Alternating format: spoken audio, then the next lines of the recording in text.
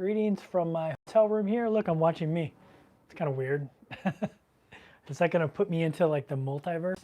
What's going on, everybody? Greetings from Fort Lauderdale. I drove actually from Orlando to Fort Lauderdale today. Here, I'll give you a quick tour of my hotel room. I'm at the Embassy Suites.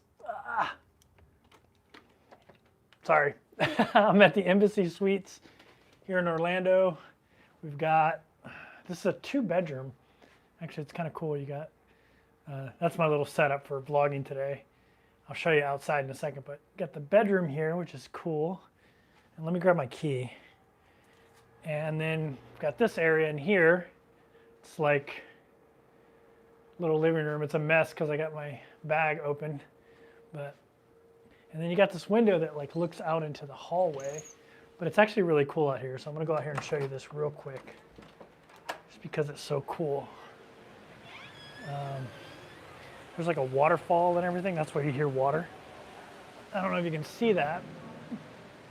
But it's a really cool like bridge and waterfall and all kinds of crazy little things down there. So a lot nicer than I thought it would be. I actually think I got this room with points. I'm almost positive. But yeah, so that's where I'm at tonight. And I'll show you the balcony real quick. You can actually see the port. Not as good as my last hotel though. Not as good as my last hotel. Here. All right, let's see. Don't worry, we're gonna jump into cruise chat in a second. So let's see. Right there is the hotel I stayed in last time, and there's the cruise port. Can't really see it as good from here, especially with the phone. But like with the naked eye, you can see the ocean right there. But you can't really see it with the phone. But it is what it is. But yeah, so I'll just walk over to the cruise terminal tomorrow and hop on the cruise ship. And that's what we're going to talk about here today. A little bit, and anything else you guys want to talk about. Let me get this all set up. That wasn't very organized way to start. But yeah, so, hey, someone's from San Antonio, Texas. What's going on? I've got a bunch of friends in San Antonio. A lot of people that retire from the military moved to San Antonio for some reason. All right. I think I'm good now. Oh, you can see me in my mirror right there. That's kind of weird. I don't like that. Let me see if I can. There we go. Okay, so let's jump into this. So tomorrow I board the Island Princess, so a Princess cruise ship, for a 33-day cruise called the Fire and Ice Cruise. It's actually 2 cruises, but you could book it as one 33-day cruise called the Fire and Ice Cruise. You could book the fire part or the ice part. The fire part is Nova Scotia, Halifax, and 4 ports in Iceland. Originally it was 3. And then like another island, but they canceled the island. So now it's 4 ports, 4 different ports in Iceland, which is really, really cool. And then from there we go from Halifax to Iceland, the 4 ports in Iceland. And then we go to, I want to say Scotland. And then we hit Southampton, and then we head up and do the Norwegian fjords. We're going to like 8 or 9 or 10 or 12. We're going to a ton of ports up there, but I'm not even going to try to pronounce any of them because I would just butcher the crap out of the Norwegian names. Same with the Icelandic names. It's like all vowels, and I have no idea how to say it, so I won't even try. But yeah, so that's what's going on. I'm hopping on that cruise, doing that 33-day cruise. And then after that, I continued to cruise in the European area for about another 2 months before I do an Alaskan cruise and then head over to Asia. So I'm super excited about it. I'm excited. I love my time in the Caribbean, but it's been almost 4 months, and I'm ready to go. And I don't think I hit any port more than once when I'm in Europe. I think every port is new, where in the Caribbean, it was getting pretty repetitive. I was hitting a lot of the ports over and over again, which was cool because I was getting to know them well and what I wanted to do. But I'm ready. I'm definitely ready for a change. So I'm going to jump into this. I'm doing this on my phone again, so I will try to get your question, but if I miss it, I will please ask it again. So Rebecca says, please address any news or update on the Seaside health inspection failure. Would love your opinion. So to be honest with you, I know I was following the Facebook page, and it looks like everyone that went on the cruise had a wonderful time. I kind of needed that break anyway. It definitely had to do with, me getting norovirus and then them failing that inspection. I mean, that's the reason I canceled that cruise. I was like, you know what? I just don't even want to take a chance of getting it, especially before going to Europe. And so, and I'd been cruising in the Caribbean, like I mentioned, for almost 4 months, and I kind of wanted a break anyway. So it was kind of an excuse to take a break. But it seems like everyone who was on MSC Seaside on the cruise that I would have been on had a wonderful time. So it sounds like it was just business as usual. I haven't seen anything about a reinspection or anything like that. So I don't have any up-to-date news on that. I'm sorry. Just watched a video from JJ Cruz on their Norwegian Fjord cruise last month. Worth a look if you haven't seen it. I think I have seen that one, but I will take a look at it again, so it's a little bit more fresh in my mind. I actually bid on a balcony, but I didn't get it, and I actually bid pretty high. I was a little bit disappointed. I'm gonna go by guest services when I get on board and see if there's any balconies. But I booked a guaranteed inside cabin, and I got an ocean view. So sometimes that happens when you book a guarantee. It's one of the rolls of the dice you take. When you book a guarantee, you might get a crappy guaranteed, but you also might get an upgraded cabin because they sell out on all the inside cabins, because inside cabins are easy to sell than any other cabin because of their affordability. So, where was I going with that? So I'll be in an ocean view at least. Now it is on the Island Princess, so it's an older ocean view. I hope it's the one where my bed is like to the side and I look at the ocean view, like to my left or right. I hope it's not the one behind my head when I'm sleeping. I don't like those type of ocean views. I'd rather have an inside cabin than one of those ocean views, to be completely honest with you. But I hope it's like my last ocean view, which is over to the side. But we'll see. I'm excited about it. Do you pay ocean view prices? No. When you book an inside guaranteed, you're letting the cruise ship pick your cabin for you. And if they upgrade you, there's no additional charge. So.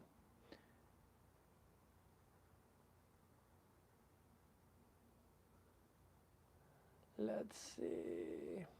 And if you have a question, please put the word question in front of it in all caps or question marks. Hey, Cruising for Ones in the House, go check out his channel. I went Transatlantic, April 2020, Fort Lauderdale to Barcelona. Kev's going to love it. Yeah, I'm excited about it, John. I'm super excited about it. The last time I did a med cruise was in, oh man, probably like 1998 in the Navy. So it's been a while since I've cruised the Med, I think. Oh, no, that's not true. I did a round the world cruise, and we came through the Med. So, and that was in 2000, probably 13, maybe 14. Okay. Do you ever get a guaranteed cabin that you have absolutely hated? No, I haven't had one bad experience, to be honest with you, which is why I don't mind booking the guaranteed cabins. I've heard horror stories about people being above the nightclub and all that kind of stuff. I haven't had that issue. My last cruise, if you guys remember, I was on the Lido deck, and I was really worried about that because I had heard horror stories about being in a cabin on the Lido deck, and it was actually great being on the Lido. And I didn't have any noise issues, no heat issues. A lot of people have heat issues because the doors swing open all the time, but I was kind of far into the Lido deck, and so I didn't have that like where the hallway was really warm, which caused the cabin to be warm. What are the guaranteed? What is the guarantee with the guaranteed cabin? So if you want the cheapest booking price, you don't pick your cabin. You just book a guaranteed cabin. So you have a guaranteed inside cabin, but you don't know which inside cabin it's going to be. You haven't picked it. Now, I will tell people, sometimes you can get an inside cabin that you pick for the same price as a guaranteed cabin. So if that's an option, then maybe you do that so you know where your cabin is. But I always kind of like rolling the dice because inside cabins are easier to sell for cruise lines. So if they have no problem overselling their inside cabins, because then they'll just take one of their guaranteed people and stick them in another cabin that they haven't sold. So they rather sell an inside cabin and upgrade somebody that booked a guarantee than say they're out of inside cabins and not sell a cabin. So you're kind of rolling the dice, but you might get a nice pleasant surprise. Like I got a nice pleasant surprise. I got my email today saying, hey, you didn't get an upgrade in the upgrade you bid for. And I was like, that sucks. And then I went in and they assigned me a cabin and it was an ocean view and I didn't have to pay anything for it. So it's I should probably do a video on this because most people don't book guaranteed cabins. I think I'm one of the few. I think maybe Emma does too, from Emma Cruises. I think I'm one of the few people that like roll the dice that's doing YouTube videos. Most people, like Gary, has to pick his cabin. It's got to be at a specific place and everything, because he knows where the good spots are on the ship. And so he does it that way. But for me, I've been lucky with it, and I'm going to continue to book guaranteed cabins until I have a bad experience. So let's see. Internet is good enough for Zoom. Thanks. I would say internet. It just depends. I've been on some cruise ships where the internet has been good enough for Zoom, and I've seen a lot of people working on Zoom, working on the cruise ship. But I've also been on cruise ships where I'd say it's probably not the case. And some ships are, in order to use Zoom, you got to pay $30 a day, like Norwegian, for their premium internet that allows streaming. You can't just go on Norwegian and get their normal internet, which is $20 a day, which is stupid expensive anyway. If you want the premium, it's $30 a day. So, but if you're on Princess and you're elite like me, it's $7 a day. Or if you're on Royal Caribbean and you're Pinnacle, it's free. It's really, it depends on like a price point, but also cruise ship internet is just hit or miss. I've been on a couple ships with Starlink, and to be honest with you, I didn't think Starlink was any better than any other cruise ship internet I have. It wasn't above any of the other ones I've been on. It wasn't the best. It wasn't the worst. It was just okay. 2 to 3 megs, 2 to 3 megs down and 1 meg up. It sucks. That's terrible internet, to be honest with you, no matter how you spin it. But maybe in the future it'll get better as they open up bandwidth and things like that. Right now, internet is a big moneymaker for cruise ships, and I'm sure they're in no hurry to. Maybe they probably are in a hurry to get more bandwidth, but if it costs more money for them, they probably wouldn't. But at some point, connectivity around the world is going to be in your phone. So at some point, it won't be a profit center for them, and then maybe there'll be really good internet on cruise ships. But then it won't matter because you'll have it on your phone anywhere in the world anyway. Does your phone always have signal? Guessing you could use that for internet Zoom.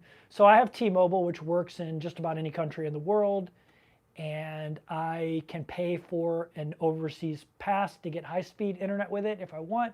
I do that sometimes. I'll probably do that. I'll probably just pay for the month pass, which is like $50 for 5G in just about any country in the world. Any country we're going to go to, I'll be able to pull in and just have 5G.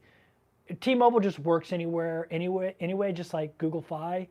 But T-Mobile, you have 3G anywhere. And then if you want higher speed, then you have to pay for it.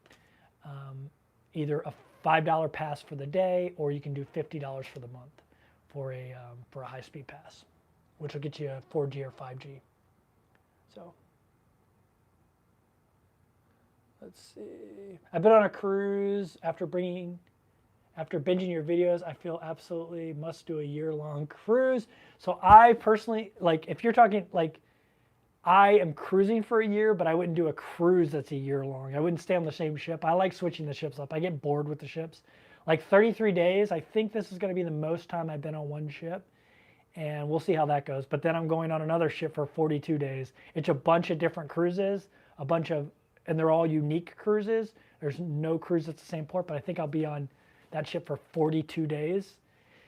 And so I don't know how I feel about that. I was ready to get off Caribbean Princess after 28 days. T-Mobile does not work in Canada. Just got back from Alaska. Oh, that's good to know. Wait a second, that's not true. T-Mobile does work in Canada. I've used it in Canada many times. Actually, it's free 5G. Now, it might not have worked in the isolated areas you were in going to Alaska. If you're on the Alaskan Highway, Captain Photon, it might not have worked. Like, there just might not have been coverage, but it definitely works in like Toronto and Montreal. I don't know about Halifax, but I'll let you know. But it definitely works in Canada. I've used T-Mobile in Canada many times. It definitely works. Can you kind of stick to yourself if you don't feel like being social, or as a solo, are you forced to participate in social stuff? I mean, I mean, you're the customer. You don't have to participate in anything. I know a lot of people that just go on cruises to read. They sit by the pool, they read. I mean, sometimes I do that too. Like, I'll go into video editing mode and I'll be like 3 days where I don't even talk to anybody because I'm sitting around the pool editing videos or something like that. So, yeah, a cruise is what you want it to be. If you want it to be a relaxing time where you spend a lot of time on your own, you can do that. If you want to go out and do every single excursion in every single port, you can do that. If the cruise is what you want it to be. You're the one that pays for it, right? You're the customer. So I've never been on a cruise where someone dictated to me what I had to do, unless I paid for them to dictate me what to do. Like, I paid for an excursion and then I'm kind of handcuffed to that excursion. Yeah, I love Princess. Like, value for the money as a solo cruiser, I think Princess is probably tops. You can easily cruise for a full year on Princess. As an American, I know people in England, for whatever reason, Princess is much more expensive for them as a solo. But as an American, you can easily do $100 a day and take a wide variety of cruises. How are you feeling? Any current issues with the virus? No, I'm good. I feel really good, actually.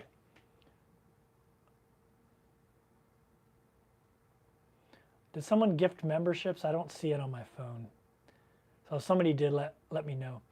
I was a Carnival guy until your Ruby Princess cruise. Now I'm all Princess next month. Emerald Princess and Platinum status next cruise. That's awesome, bro. Congratulations. This is my first cruise with Elite, and it couldn't have been a better time because it's that 33-day cruise. So I'm excited about being Elite on there and, getting a free mini bar and getting free laundry. I won't do, although I did add some non-merino wool clothes. I added a couple long sleeve shirts because I figured it's going to be colder. So, and I didn't have time to order anything from Unbound Merino. So I did add a couple shirts, linen shirts, like thicker linen, and a pair of blue jeans. And I added some color to my wardrobe. I added 4 pair of shorts that are all different colors. So I need a little color in my life. But yeah, where am I now? I am in Fort Lauderdale getting ready to board Island Princess tomorrow.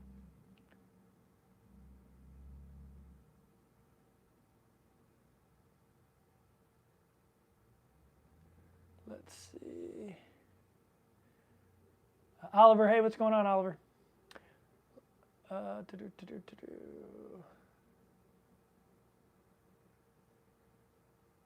Here's a question. So if you have a question, please write question and I'll be able to spot it. What is your most anticipated port stop on your upcoming cruise to Iceland and Norway? You know what? To be honest with you, all of them.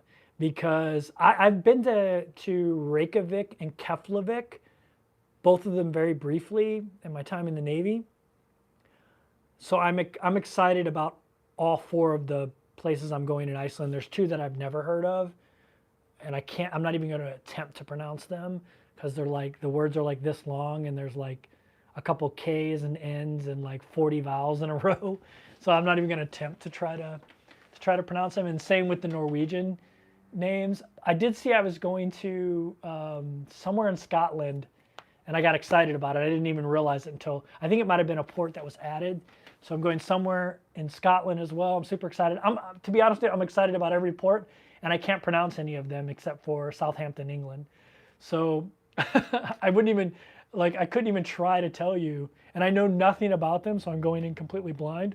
I'm probably going to do a lot of excursions because I don't know what the feasibility of just walking off the ship in these towns are. If there are walking tours, I will take them because I just prefer the walking tours and then finding my own thing to do.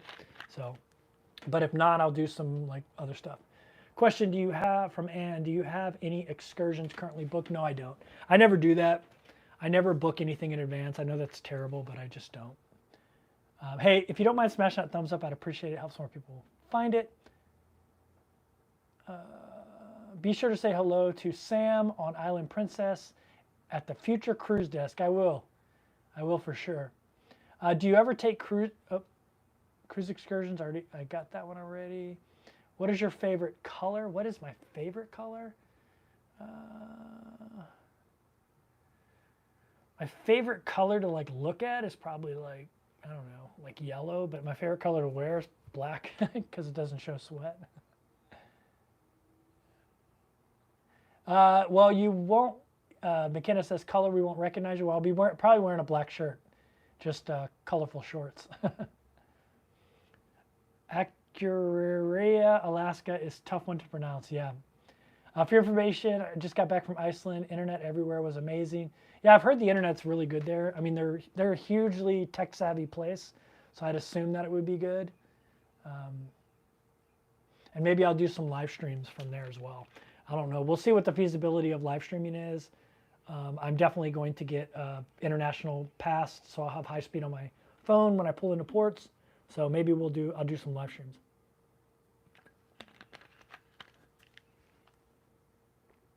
I want to cruise with Kevin just to see him dance. I'm actually a pretty good dancer, man. I know people don't believe that, but I am. I'm going on Sky Princess on a 14-day in November, but it looks like really is 2 back-to-back 7 days. Do you know how many formal nights there will be? Probably 2. If it says 2 7 days, it'll probably be 2 formal nights. Are you doing it solo, B? Because if you are, the cool thing about the fact that it is 2 cruises is you'll get credit for 4 cruises, because you'll get 2 for being solo per cruise. So you'll get 4 cruise credits. So you'll almost be platinum off 1 cruise, which is really cool. I don't know how much status you have with them already, but. Question, do you book independent excursions or cruise excursions? So I normally, when I first started cruising, I booked excursions, and then I realized I didn't really like someone having control of my time. I got very bored on most of the excursions, and maybe that's my fault for the excursions I chose. And I just wanted to leave and go do my own thing. And so in the Caribbean, I started knowing the ports pretty well. And so I would just go do my own thing. And I figured out what ports were good to just walk off. Like I would never book an excursion in Puerto Rico. There's so much cool stuff to do just walking off the ship. You can go to Amazing Beach. You can go to Old Town. I mean, it's a U.S. territory. Like, you can hop in a cab. Like, you know, whatever you want to do there. But normally I don't. But I have a feeling that I'm going to a lot in the Med. Well, not in the Med, but in Norway and Iceland, because I don't think those cruise ports are going to be conducive to just walking off the ship and exploring. But if they are, then I'll do that. But I know a lot of the ports in Europe will be conducive to just walking off the ship and going exploring, which I like to do. What cruise ship are you on now? Asked David. Tomorrow I board Island Princess. Why are you going live during dinner time? You know, why not? I mean, some people it's not dinner time. It may be your dinner time, but some people, you know, they're in California. I don't know. It's 3 o'clock there, so 3:30. So it's not everybody's dinner time. So pumped up that you're going to Scotland. Any idea yet what you'll do after your year of cruising? My suggestion is walk all the Caminos. Yeah, you know, I have a friend that wants me to do the Camino with her. She's actually done it before, and she's trying to get me to go do it. So that's definitely on my list. I talked about this in my last live stream. I'm definitely still looking for a Honda Element and maybe build it out with Johnny. But I've got this weird idea in my head. I've been binge watching a lot of these guys that camp in Tesla Model Ys. And so I was thinking about buying a Tesla Model Y, equipping it for camping, and traveling the US in a Tesla Model Y, electric car, camping, but also staying in unique Airbnbs like tree houses, teepees, like my friend Bev has a teepee Airbnb, like staying at unique Airbnbs throughout the country. I think the combination of those two might be some pretty fascinating video, like trying to travel the country in an EV, a Tesla EV, also camping in what a lot of people consider a luxury car, although I don't really consider that, but yeah. So that's what's on my brain right now, but who knows? Did you ever wake up on the right side of the bed? Do I ever wake up on the right side of the bed? I mean, I'm going to sleep on the left side of the bed tonight. I always sleep furthest from the door. It's just like my military training. Like, I don't know why. Just, yeah, I don't know. I guess if the door was on the other side, I would. Have you done or will you do a video talking about how you ended up retiring young, leaving your law practice and traveling, and where you grew up? Yeah, I mean, I've done a lot of that kind of stuff before. I probably should do an update video on that. Yeah, I should probably, do an update video on that. Future video idea, book some excursions on shore and show us the cost versus onboard bookings. Yeah, that's not a bad idea, Sonia. I'm just really a last minute person, and so that's a really hard thing to do when you're a last minute person, to book excursions from ports. There's a lot of people that do that type of thing, that have videos, and I'll try it, but it'll probably not be an accurate depiction because I'll be booking it last minute, so it'll be more expensive. But yeah. Hey, Kevin, how you doing, man? Henry, what's going on, man? He says, Kevin, hope your day is going well. Hey, is a cruise to Antarctic likely? Yeah, I'm actually working on getting one booked. Midwest Van Builders, yeah, that's Johnny. She's got her own campground now and everything, which is really cool. Thanks for posting that, Kaylee. Future video idea. Oh, I already read that one from Sonia.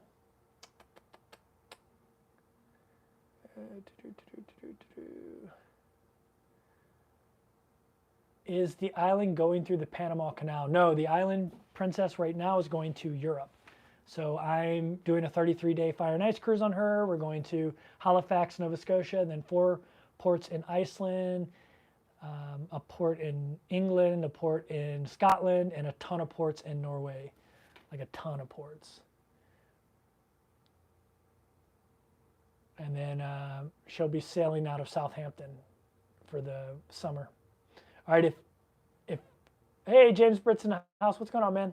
How's Thailand treating you? Jason says, you didn't go on the MSC cruise last week. Did you get a refund or just a sunk cost? So they gave me a partial refund, and I sent them my positive test for norovirus. We'll see if they'll give me a full refund for that. I don't know. But the partial refund that I got was enough to cover my hotel, so it's kind of like a wash, to be honest with you.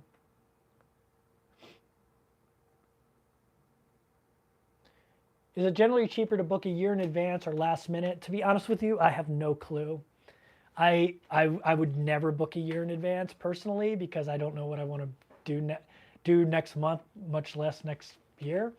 That's, if you've been watching me for a while, you know that's kind of how I roll. So I'm a bad person to ask that question. I've seen a lot of people answer that question before and say it is a good idea. But if you go to Cruise Plum, it's my favorite website. You can search by solo price, but you can also click on the cruise and look at the history of the price. Just look at that history and you can see, what would this have cost me to book a year ago? What it would cost for me to book 2 weeks before the cruise, 30 days before the cruise, 60 days before the cruise. And you can start comparing cruise to cruise to cruise, and it'll give you the data right there. I think a lot of people just shoot from the hip and say, oh yeah, it's cheaper. Now I know that if you use a travel agent, they can get it repriced for you, which might be worth it. Because then if it does go down, if you book it a year out, you know you have the cruise. And then if it does go down, you're guaranteed to get that cheaper price. So, there's pros and cons to it both. But I don't do it, so I can't really speak intelligently on it. But you can get all of the technical data on Cruise Plum, like the history of the cost of the cruise and like a really cool graph. And you can see if it would have been cheaper for you to book. Like 90% of the time, it's not. I know it goes against like what everybody else says, but I look at this stuff all the time, and like 90 to 60 days before the cruise is where I've seen it be the cheapest for inside cabins. It may be different for more higher demand cabins like balconies, but I don't really pay attention to those. So maybe it is the case for those. And a lot of people won't sail inside cabins, so they speak from that frame of reference. But yeah. Let's see. Wow, it's good that you received any refund. Yeah, I mean, they refunded me a pretty good percentage, actually. I was surprised. And all of the port fees and taxes, too. So.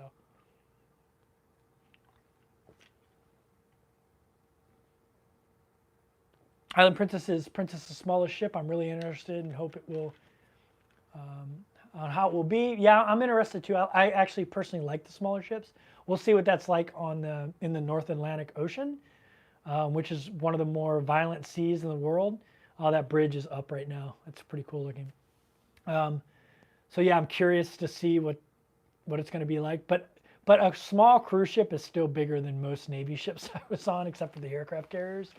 So they're still pretty big ships, even the small ones. Kevin, how does the Island Princess compare to your Navy ships size-wise? I mean, I was on frigates mostly, and frigates hold 200-300 people. I mean, some of the decks probably have 200 to 300 people living on them on a cruise ship. I don't know exactly how many people Island Princess holds, but I imagine it's somewhere around 2,000 to 3,000 people.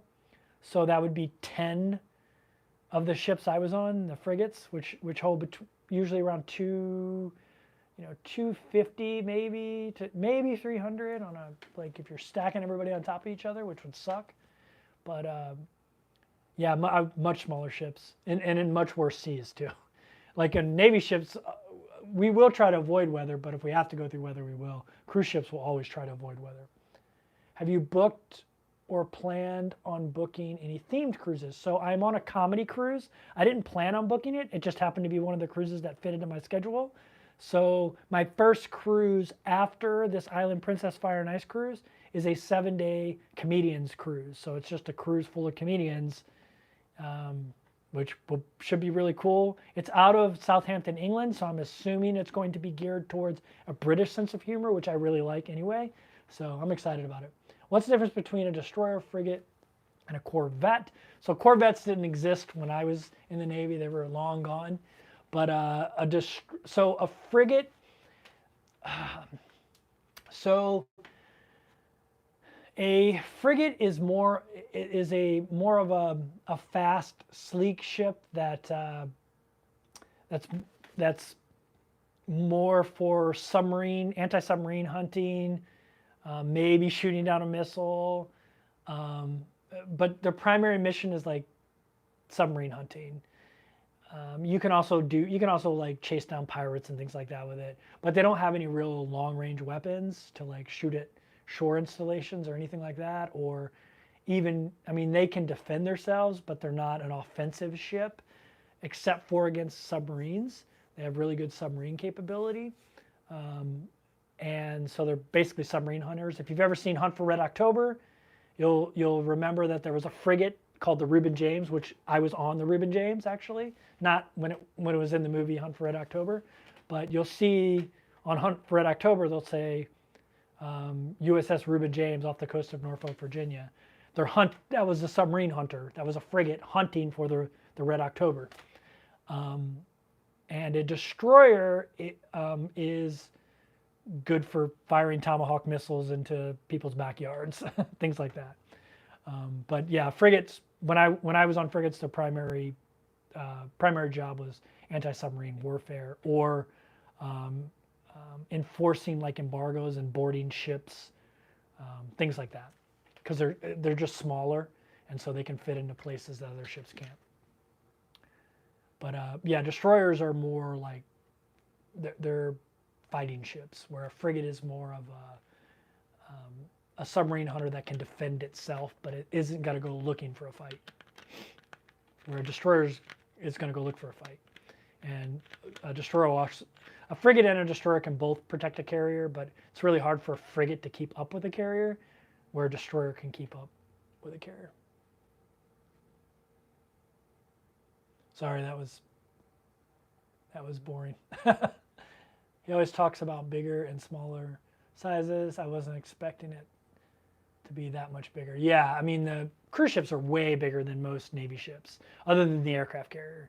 I mean, the aircraft carrier holds, 5,000-6,000 people, and tons of planes, and, I mean, they're huge. But I would say probably Wonder of the Seas is probably the size of an aircraft carrier, probably.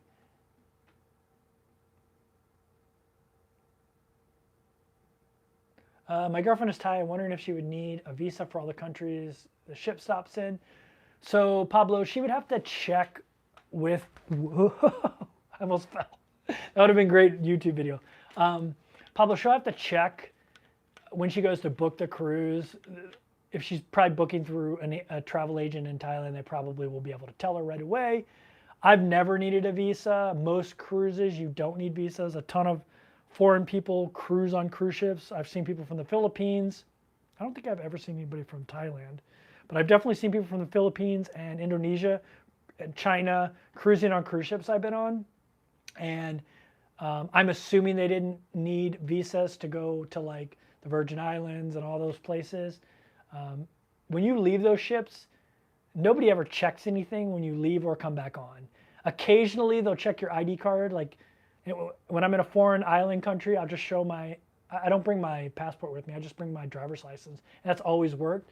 99% of the time, they just want to see your ship card, or with Princess, your medallion. And that's it. So I would think the answer to that would be, it would be okay. They would be okay. Worst case scenario, you can't leave the ship when they pull into a port. But definitely check with whoever she's booking it with, because it just depends on the relations with the two countries. I don't know. I don't know specifically. Yeah, Corvettes were during World War II. Ironically, I just saw a YouTube video on that topic. Very cool. All right. Ah, shoot. Okay, if I missed your question, please throw it out there again. Can't balance your chair, but supposedly a great dancer, sure. I didn't say I was a great dancer. I said I was a good dancer. I didn't say I was great. I'm not great. But I can I have rhythm. Wish celebrity had the medallion. Sounds awesome. I absolutely adore the medallion. I'm so excited to be back with the medallion. Anytime I'm away from the medallion, I miss it. Although I am going to miss NCL's buffet. It was just so good. Hope the ship doesn't hit a swell. Me too. Me too.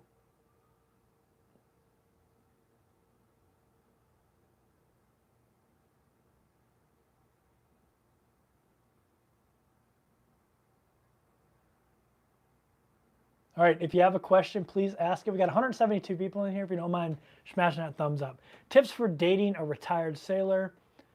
I have a first date this weekend. Tips for dating a retired sailor. God, I have no idea. I've never tried to date a retired sailor before. Tips for dating a retired sailor. God,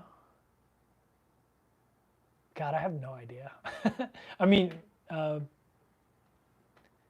be okay with cursing, I guess. I don't know. I mean, it's just, yeah, I don't think there's any specific advice for it. Have you been getting any casino offers? Yeah. Yeah, I've been getting a lot of casino offers. I'm still shocked by that, how many casino offers I get with how little I have played. But yeah, they keep rolling in. That's why I'm cruising on Princess so much, to be honest with you. I mean, I'm happy to because I love Princess, but I got so many good deals on the back end of my cruise year that I couldn't pass it up. I couldn't pass $50 a night cruises to Tahiti, you know, for the sake of like trying another cruise line out. I just had to. I couldn't pass up those deals. Which celebrity had the medallion? Yeah, I heard that celebrity has them on the new ships. I think I heard that.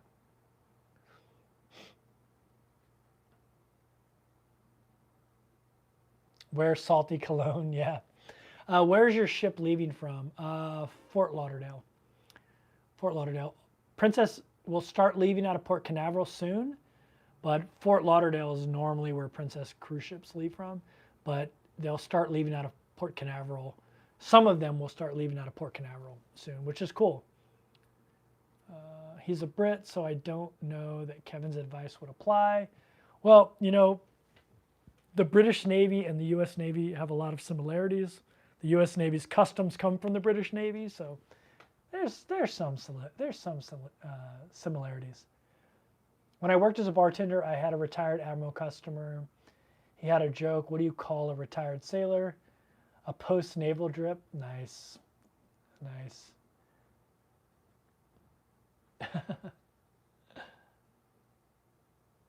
All right. If you have any questions, throw them out there. There's 172 of you in there. Nothing's off the table. Ask anything. I'm getting ready to head to the Med for 3 months, and then we'll head to Asia for 3 months after that. Well, after a 21-day, I don't know, would you consider, I mean, if you ever looked at Alaska on the map, like maybe not the part of Alaska that's in, you know, that you're familiar with, but like if you look where the Aleutian Islands go, like they do go into Asia, you know. But I guess I wouldn't count Hawaii as Asia. Obviously it's not. But yeah, do 21 days of Alaska and then head over to Asia. Question, is there a phrase swearing like a drunken sailor offensive to somebody in the Navy? No, I wouldn't say it's offensive. I mean, there's a song that we sing, what would you do with the drunken sailor, in the Navy the Navy's song, the Navy's official song, Anchors Aweigh, there's a line in there that's drink to the foam, you know. I mean, the Navy kind of embraces that image. Although I will tell you, it wasn't tolerated. Being a drunken sailor wasn't really tolerated during my time. What's been your favorite cruise so far? What has been my favorite cruise so far? I would say probably the last one I just got off of with NCL Breakaway, because we went to like 8 ports in 10 days, and it was almost all the Saints and Puerto Rico, which I love. And so it was just cool port after cool port. And I really liked the Norwegian getaway. I liked the buffet, and I really liked all the venues on board. It was just a really, really fun ship.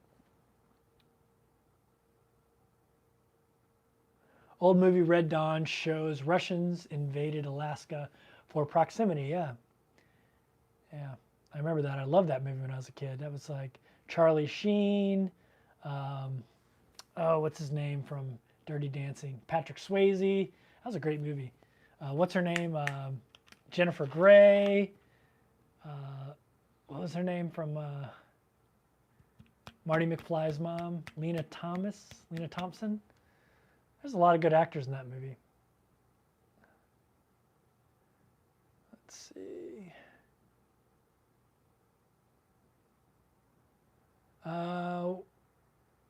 What do they do if you run into a storm while you're crossing the Atlantic?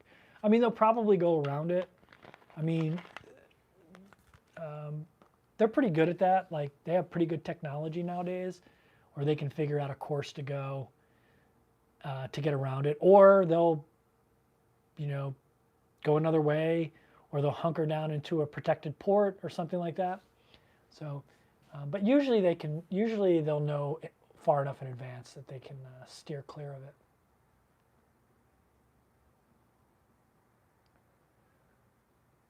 Going Green Mom says, what have you eaten that was really good lately? Whew. So I went to this place. I've done a couple really cool things. If you follow my Instagram, you saw that I went to High Tea, which is a Alice in Wonderland themed bar, but really cool, like the Johnny Depp Alice in Wonderland. And it was just a really cool place. They make like the drinks were themed after Alice in Wonderland. I had like a coffee. It sounds disgusting, but it was actually pretty good. It was a coffee made with tequila, and it was cold, and it had a macaroon in it. And it was really strange, but it was good. But it fit Wonderland, right? And there were people walking around that were in character, like Alice was in character. It was pretty funny, actually. Pretty entertaining. And the macaroons were really good. I went to this place called Mr. and Mrs. Crab, I think is what it's called in Orlando. And it's a crab boil. And, they come out with all kinds of seafood. Snow crab, crawdads, shrimp, some corn, some potatoes.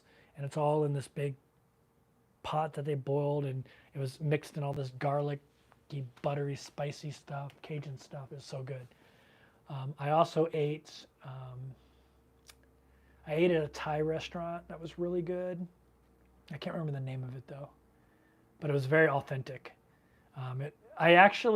So in Thailand, if you get medium spicy, it's going to be spicier than anything you've ever had in the United States. I don't care how much spicy Mexican food you've ate. Medium in Thailand is probably going to burn your tongue off. But in the United States, usually when you go to a Thai place and you get medium, it's actually not too bad. But I got medium there, but it was actually done the Thai way, which is like medium is like 5 Thai chili peppers, and it burned my face off. But it was really good. It was the khao mi, I believe, is what I got. Is an Antarctic cruise on your list? Yeah, definitely. We talked about that earlier. I'm working on it. Sandra says, can't wait to see your reports during the Transatlantic cruise. Have the best voyage. Thank you so much, Sandra. Did you see the show 6 on the Breakaway, or was it the Getaway? I was on the Getaway, not the Breakaway. And I actually didn't watch any shows.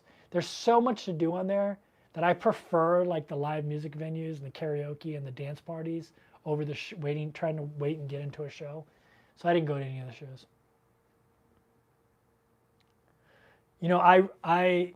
Hey, gotta love Thailand's in the house. What's going on, man? For those who don't know, before I started traveling in 2019, I lived in New York. I lived in Hell's Kitchen, which is like 2 blocks away from Broadway. I kind of got addicted to going to Broadway shows. I went to, Hamilton. I went to Dear Evan Hansen with the first cast. To Wicked. I mean, every Broadway show I went to. I would get off at work at like 9 o'clock at night, and sometimes I'd be able to catch a late show. And I just went to a lot of Broadway shows. And my firm always had tickets, so I could go to these shows for free at these amazing theaters. I took my mom to Hello Dolly with Bette Midler and David Hyde Pierce in the cast, which was awesome to be able to take her to that. But I got really addicted to those. So now when I go to the cruise ship shows, because I went to so many Broadway shows over this like 1 year period, like that's my frame of reference for like shows. And so when I go to the cruise shows, they just like pale in comparison. I know that's like very elitist and very like kind of a jerk thing to say, but like the shows are so good on Broadway. And it's just, I don't know. A lot of times I'm just like, this isn't very good. Are you going to try Sky when you get Skyer? It's a type of yogurt. I will try it. Thanks for the recommendation. The show 6 is amazing. We saw it 7 times. I'll have to go see it then. I'll have to take your word for it and go see it. Actually, I've heard NCL actually has pretty good shows. Hi, Kev. Late to the party. Happy Friday and weekend. What's going on, Nikki? How you doing? What's your favorite order at a Mexican restaurant? So, I grew up in the Midwest where we ate, Missouri. Wasn't a lot of Mexican restaurants, but every now and again we go, and I just love chips and salsa. So when I joined the Navy, I got stationed in Hawaii, but the first place I lived in Pearl City in Hawaii, I actually got to move off the base as a junior sailor because they were refurbishing the barracks. Usually you had to be an E5, but I got to move off as an E1, which is unheard of. And I moved next to this place called Banditos, which was, I don't know if any of you were in Pearl City in the 90s, but it was a Mexican restaurant in Pearl Harbor. And they had free chips and salsa, and they made their chips so they were always hot. And I ate chips and salsa every single day for a year. I just loved chips and salsa. So when I go to a Mexican restaurant, I always judge them by their chips and salsa. My go-to order, though, is the chili relleno. I love chili rellenos. So, sorry, that was a long answer. Cruise ship shows are mostly thumbs down. Let's see. Robert Max says, please hit the like button. Thanks, Rob. Let me scroll back up here and see if I missed anything. Get Farang level spicy, yeah. Have you ever been asked out by your subscribers? Many times. Many times. Is an Antarctic cruise on your list? Yes. Oh, I think I'm caught back up. So if I missed your question, please ask it again. I'm scrolling on my phone, so it's a little bit difficult to catch them all. Hey, Christy, how you doing? I could catch your live this evening. Thanks for stopping by. Whew, all right. If you got any questions, throw them out there. If I missed it, I'll try to grab it this time. Hey, Scott, what's going on? Did you ever get lonely, or do you ever get lonely if that's not too personal to ask? So I, I'm an introvert, so being alone doesn't really bother me very much. I'm actually way far on the introvert scale. Like if you do the Myers-Briggs, I'm almost as far introvert as you can be. I know it seems weird for a YouTuber, but being shy has nothing to do with being an introvert. I'm not really shy, so I can do YouTube. I just get my energy from being alone. So being alone doesn't really bother me. And all the ways I've traveled, in a remote year, I lived with 35 people, traveled with the same 35 people for a year. We lived in a different country every 30 days. I mean, I always had someone to hang out with. So I never felt lonely. Anytime I wanted to tap into the group, I could tap into the group. There was always group events. And then RV life, van life, I met a great group of people that I was traveling with and hanging out with. And I was visiting friends on the road, so I never got lonely doing that. When I went to Thailand, Robert Maxon here, met a bunch of people in Thailand that I became good friends with. And gotta love Thailand's in here. He's one of them as well. We went and had Italian food one day, and it was pretty good actually. Robert Mack used to go to the men. We called it the men's meetup. We'd meet once a week, and a bunch of expats and talk about boy stuff, And yeah, so and then cruising. I think cruising is actually perfect for an introvert because, I want to go to a dance club, but then maybe the night that I scheduled to go to a dance club, I get there and I really don't want to be there. But on a cruise ship, if I want to go dancing, I can look at my watch and look at the schedule and go, okay, go at 8 o'clock. And let's say I'm up there a half an hour and I'm like, this sucks, I want to go back to my room, or this sucks, I don't want to be here. I can be back in my room in a minute, less than a minute. So it's real easy on a cruise ship to tap into social events and tap out of them whenever you want. So for me, loneliness hasn't been an issue traveling. There are times when I've had some really amazing moments traveling that I was like, oh, I wish I had someone to share this with. But it's not something that would keep me from traveling or make me date someone that I wasn't compatible with just so I could share moments with, if that makes sense. So, all right.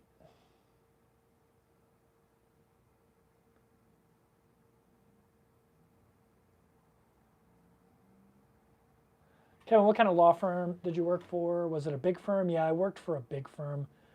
The first year I practiced, I was a juvenile defense attorney, but then I went to a big law firm and was defended pharmaceutical companies mostly in New York.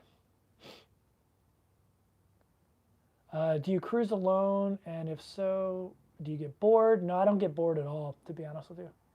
I was getting kind of bored with the different ports in the Caribbean. I was ready to go hit some more ports. What's your favorite travel mode? Remote year, Thailand, van life, or cruising? Asked Kathleen. So I would say all of the above. Someone said the other day, and I thought this was actually a really good comment. They had watched one of my videos, and I was talking about, every year I traveled a different way, and next year I was trying to figure out how I was going to travel. And the person said, you should just combine all of them and just do all of them year round. And basically he meant like hop from one to another, like get a van and like travel around the country and then book a cruise and park my van and go jump on the cruise for a little bit and then go to Thailand and, cruise out of Thailand for a little bit. And, like he was basically like combine the things.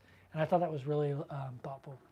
Do you enjoy the single life or would you like to meet someone? Don't answer the question if it's too personal. Yeah, I mean, of course, I think everyone would like to meet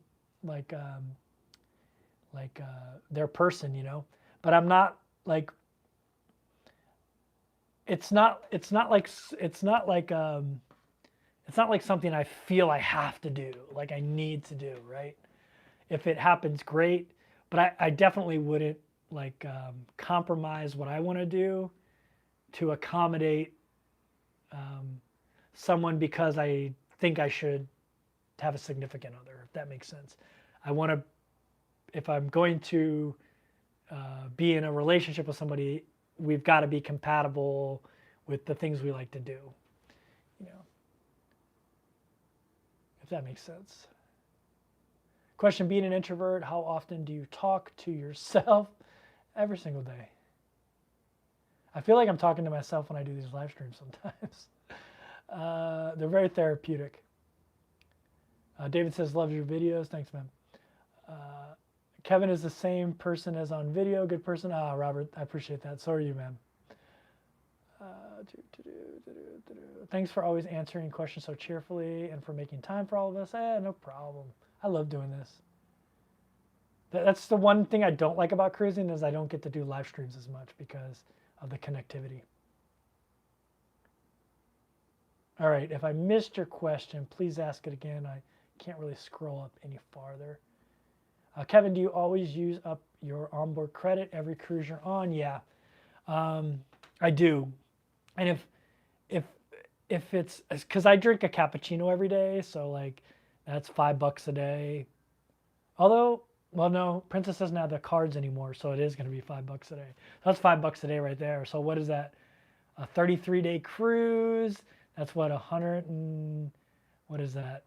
$5 a day, 50, 150, $165 in coffee. So.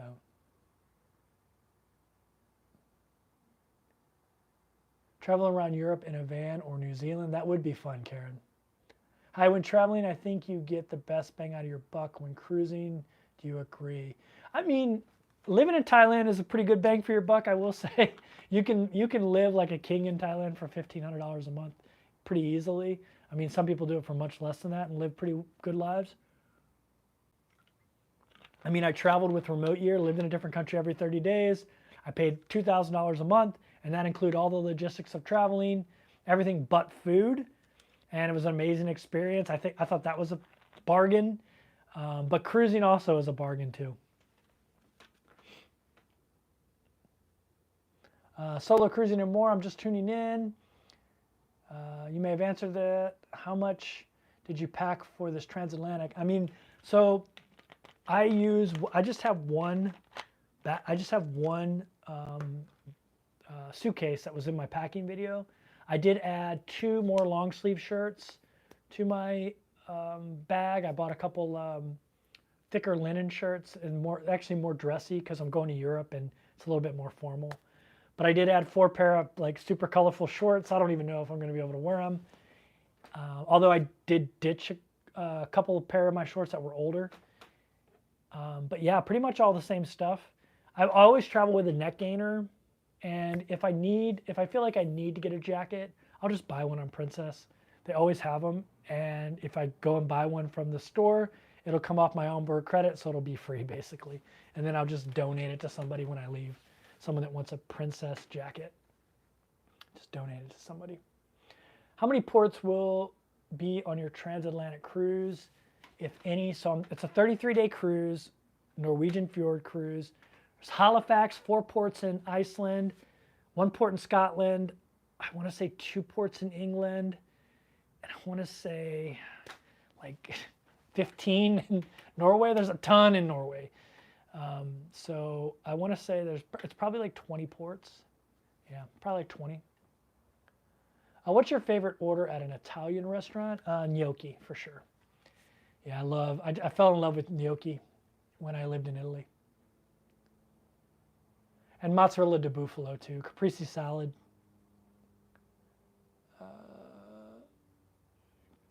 Question, how many different cruise lines do you think you will be on after your year of traveling?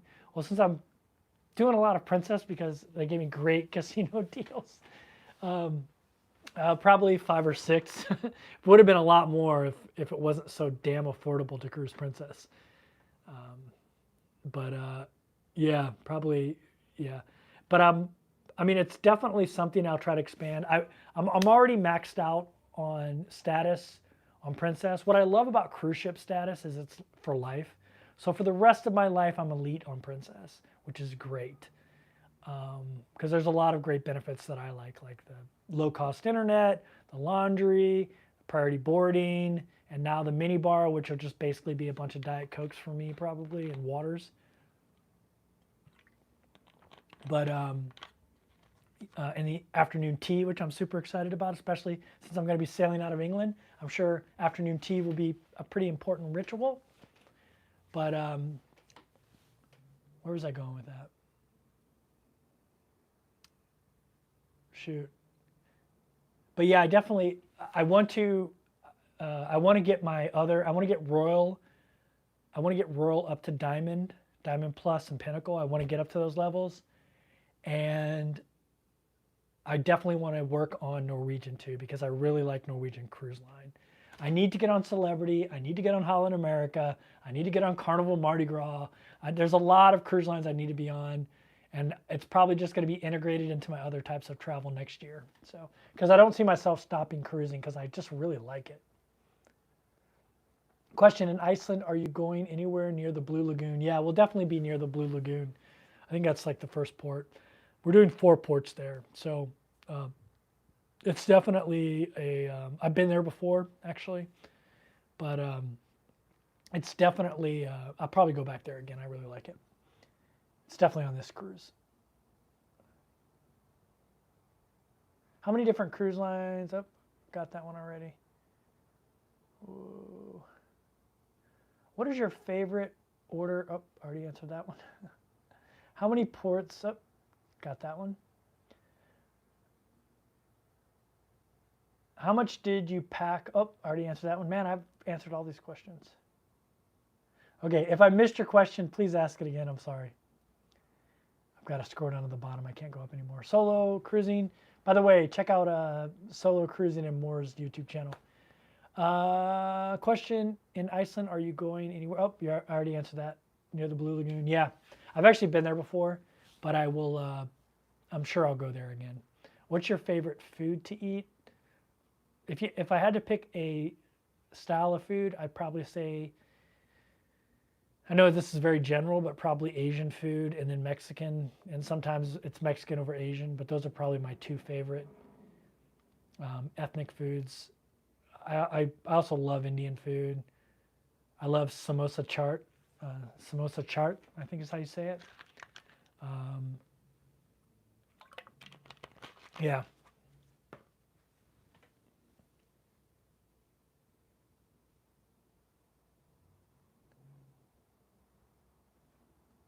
Question, do you have a favorite YouTuber whose vids you never miss? I have a ton of YouTubers. I have a ton of favorite YouTubers. I mean, you know, one of the first YouTubers I started watching which gave me the idea to make the transition to full-time travel was Beer for Breakfast. I love those two ladies. Remote Darren, these are probably people you guys have never heard of. Remote Darren is another person that really motivated me. He left his job, his secure job in England, in his 40s. That was pension guaranteed when he got to like 60. He left it to become a digital nomad. He taught himself computer programming, and he lives all over the world, spends a lot of time in Malaysia, which is one of my favorite places to go. Anytime I see those guys make a video, which they don't make as many videos as they used to, unfortunately, I love watching them. Obviously, Story Chasing, Amber Baldwin, she changed her channel name. I don't know why she changed her channel name. Story Chasing is such a good name. But, you know, she helped my channel greatly as well. So I always catch her. I go through stages on what I'm watching. Like right now I'm watching all these guys living out of Tesla Model Ys. Camping, not living out of them, but camping with Tesla Model Ys. And so that's like my kick right now. Let's see. Are you much of a reader, or do you have books planned for your Transatlantic? Yeah, so I actually read a lot. I have my iPad, which, you know, I have iBooks and Kindle app on there. I downloaded a ton of classic books, and I read 2 Years Before the Mast again by Dana Henry, which is a great nautical book, classic nautical book. I highly recommend you read it. It's just such a great story. And I downloaded a bunch of like the classics, like Catcher in the Rye, Huckleberry Finn, books like that that I haven't read since I was like a teenager. So I want to read them again as an adult and experience them as an adult. Pride and Prejudice, a bunch of books. All Quiet on the Western Front. What are you on your laptop? You have hotel power. To be honest with you, the hotel internet in Fort Lauderdale is not very good, and all the hotels I've been at, including this one. So I just do it on the phone because I know I'll have 5G and I'll have good connection. When not in Thailand, what's your favorite order at a Thai restaurant? I mean, you never can go wrong with pad Thai. Although if you go to Thailand, you'll learn that most Thais don't eat pad Thai. It's like an invented dish for tourists. As it was an invented dish for the national dish, they invented it. But I've never seen a Thai person order pad Thai ever. So, but I mean, it's a pretty good go-to when you go to a Thai restaurant. I always see if it's Thai people working there, and then also seeing what part of Thailand they're from, and that'll kind of tell you what kind of food they might have. I went into this Thai restaurant in rural Missouri last time I was home, and I love khao soi, but you can't find khao soi anywhere in Thailand except for in the north. And if you do find it in the south, it's not very good. Like the good khao soi is in the north. And in the United States, I've never seen khao soi on a menu because that's not the type of Thai food that ends up in the United States. Northern Thai food just doesn't end up in the United States. It's mostly southern Thai food or like Thai food from Bangkok, but mostly like from Phuket and Bangkok. Not a lot of northern Thai food ends up in Thai restaurants in the United States because it's just different. And I went to this Thai restaurant in rural Missouri, in Farmington, Missouri, which is like middle of nowhere, Missouri. And I went to this Thai restaurant and they had freaking khao soi. And then I talked to the people cooking there, and they were from near Chiang Rai and Pai. And so, yeah, I mean, that's what they know how to, that's their dish, khao soi. So, but yeah, if I can find khao soi on the menu, definitely.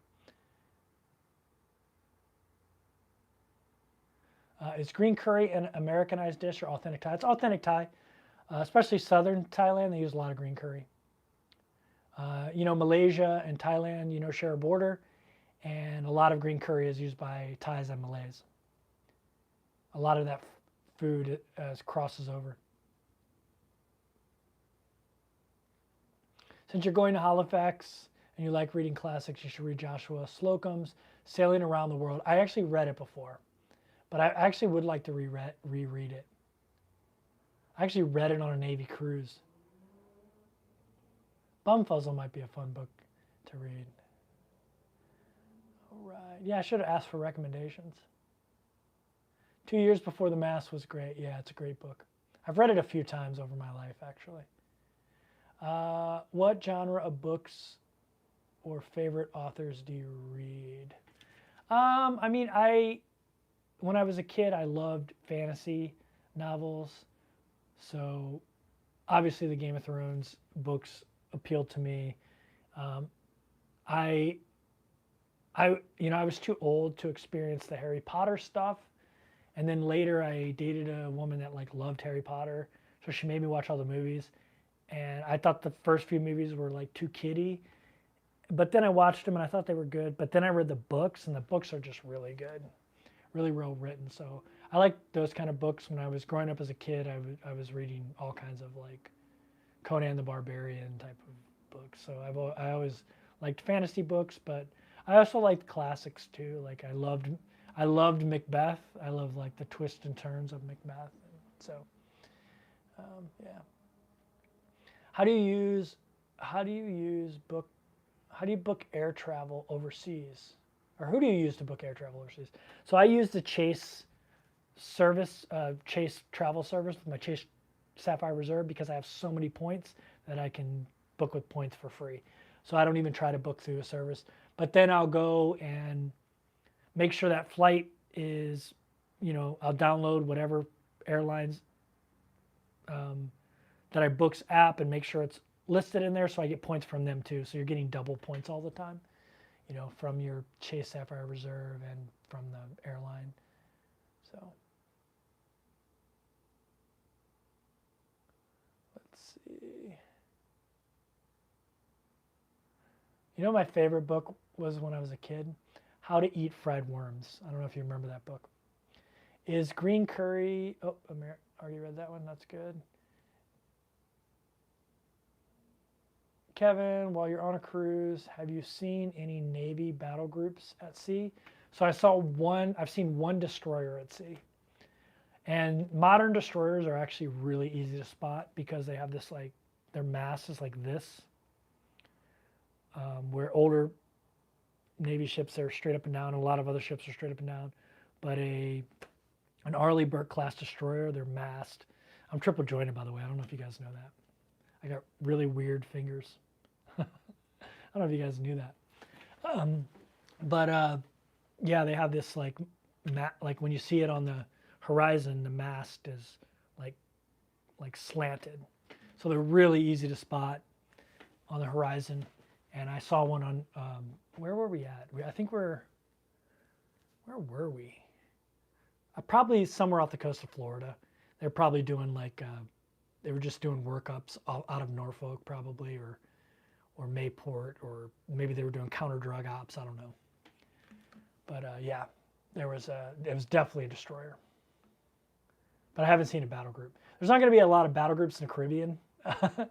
There'll be some destroyers that go down and do counter drug ops or go down there and train like anti-submarine stuff.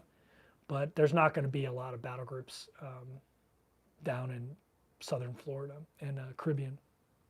They're going to be in the Pacific and the Atlantic. So the chances of running into them is very low because they're either transiting there or transiting back. Yeah. And most of the time, commercial shipping steers clear of those battle groups as far then the battle groups steer clear of them too. So it's really like on Navy aircraft carriers, I rarely saw shipping traffic because sometimes you see container ships and things like that, but never saw a cruise ship. In 20 years in the Navy and almost 10 years of sea time, I never saw a cruise ship at sea. Never. What was your favorite and least favorite classes in high school? Math, anything to do with math was always my least favorite. Literature was always my favorite. Classes where you got to read and just make reports on the reading.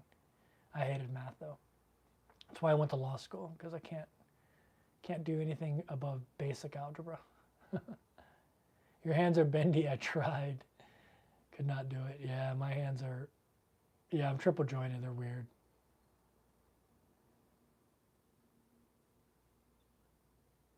I'm late to the show. Hopefully there'll be a replay that will. Hey, look, someone found remote Darren. I love Darren. We actually met in Malaysia. Such a great guy. He's such a good guy. The Nancy Drew series was my favorite. Yeah, my sister loved Nancy Drew. You're never too old for Harry Potter. No, the books are phenomenal. I mean, the movies were good, but the books were just phenomenal. There's a restaurant called Khao Soi a mile from my apartment in LA. Specializes in Northern Thai cuisine. Very cool. Award-winning. The Try Guys did a video there. Yeah, I would love to go there. LA always gets cool crap like that.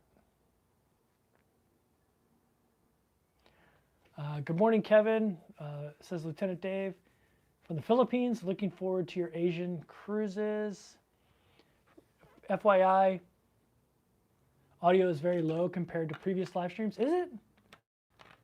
Is everyone else experiencing low audio? Sometimes people say that and then everyone else is like, no, no, no. So it might be your machine. I'm not saying it's not, but usually my mic's pretty good usually.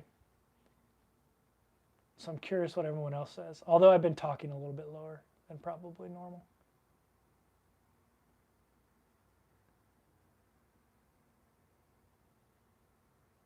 How do you manage the mental switch from vacation mode, eat everything, to lifestyle? So, I mean, honestly, for me, the biggest thing is making sure I get my steps in every day. You know, I start off every morning, I do 10,000 steps, and that makes it where I get at least 15,000 steps for the day, usually 20,000, sometimes 30,000 if we're in a port and I'm walking around a lot. So I get a ton of steps in, which is an easy way to keep weight off.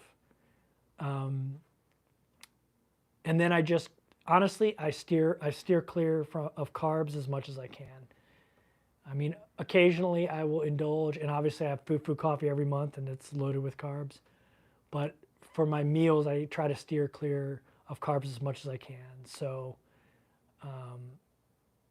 yeah, so I avoid the chips and salsa now.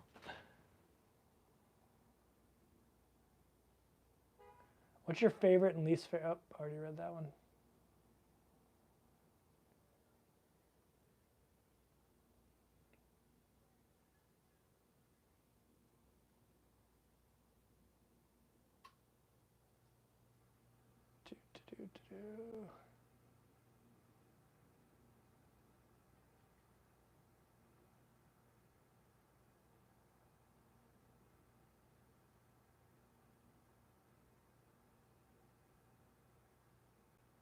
Audio is more like 3 times 5. Have you turned the volume up 100%? Maybe it's on my end. Other live streams I listened to earlier were better. So I use, if I took this setup off, I would be louder, but it would be more echoey. I mean, honestly, I could, because I have the gain on the lowest level, because a lot of times if I turn this gain up, it sounds like crap. But I'll turn it up and see what happens. I'll turn the dBs up. Okay, so now the dBs are up. So we'll see what everyone says about my dBs being up to here. I have been talking a little bit lower tonight though. What cruise destination are you looking forward to? All the Norwegian fjords. That is loud now. Is it too loud?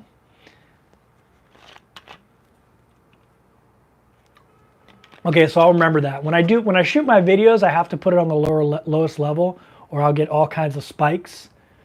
But definitely much better with the gain up. Okay, so I will, in the future, I'll remember on live streams to put my gain at 2. There's 3 settings on gain, 1, 2, and 3. So I'll make sure I put it up to 2. I always keep it at 1 when I make my videos. If not, it'll be terrible.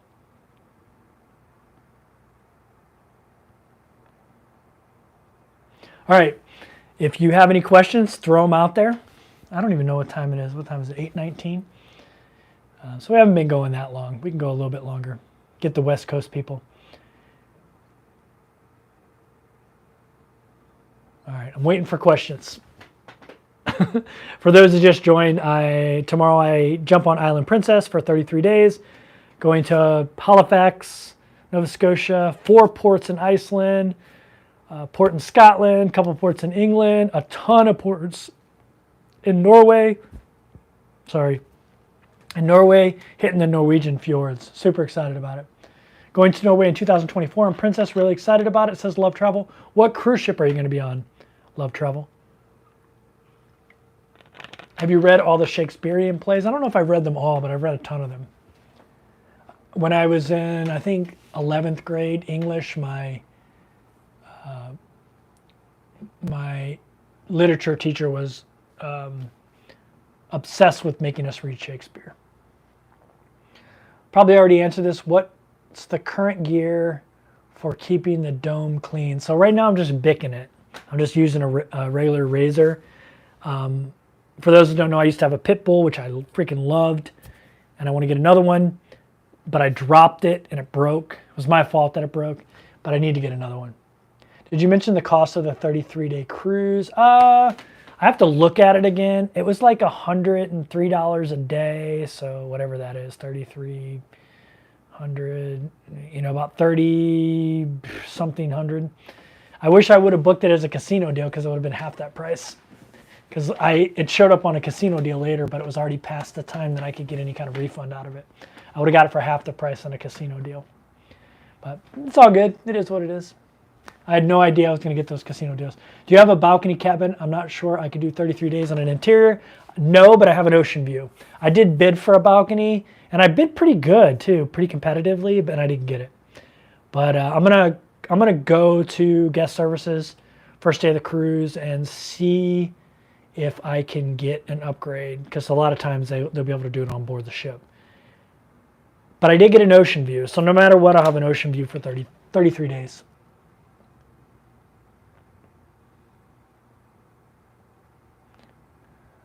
Good to see you, Kevin, says Captain Photon. I like your name. I'm getting ready to get back to Princess cruising next month. What ship are you going to be on? Why didn't you order one? I don't know. I don't know why I didn't. I don't have an answer for you. Normally the chat is flying. Yeah, you guys are quiet tonight. Probably already answered that one about my dome. All right, I'm going to scroll back down to the bottom. Okay, so you're frugal, but would your siblings describe you as cheap? Asked McKenna. I'm very private about my financial situation. To be honest with you, so I don't know how they would describe me. I mean, they know I live this crazy lifestyle, traveling all the time, and so, but I don't know what they think. I don't know if they think I'm cheap or what. What's a casino deal? So I filmed a video where I put $50 into a slot machine because people kept asking me about it. I lost that money. At the end of the cruise, they gave me a $150 casino voucher on my next cruise. I took that $150. I won $1,300, a little bit over, close to $1,300. I met Para DJ. They said, hey, Princess has great casino deals. You should just pump that money back in the casino. I did. I pumped that money back in the casino. I was up, down, up, down, up, down. Eventually, it all went kapoo, which is what casinos want you to do. After that cruise ended, I started getting all these casino deals where basically the cruise fare was zero. I still had to pay taxes and port fees, but it made cruising super inexpensive with Princess for me. And with Princess, every email you get, you can book 3 cruises. So I ended up booking, I think, 13 or 14 cruises. Every cruise that I'm going to be taking in Europe, except for this 33-day cruise, is all $0 cruise fare. The 21-day Alaskan cruise, $0 cruise fare. The cruise from San Francisco, or from Vancouver to Hawaii to Tahiti to America Samoa to New Zealand, to Australia, $0 cruise fare. So it's crazy, absolutely insane. I don't know how long that'll last, but I'm taking advantage of it while I have it. Thanks for stopping by, Robert. Enjoy your dinner.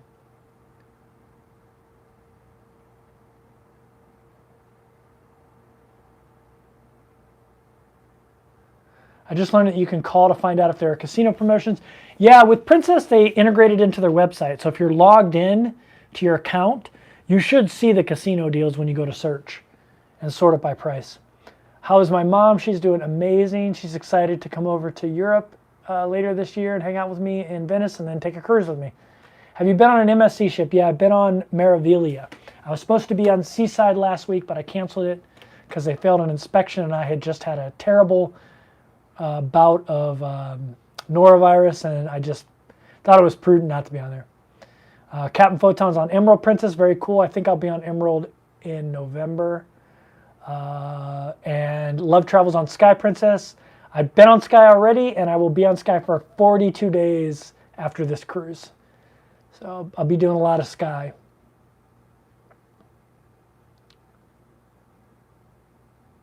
Okay.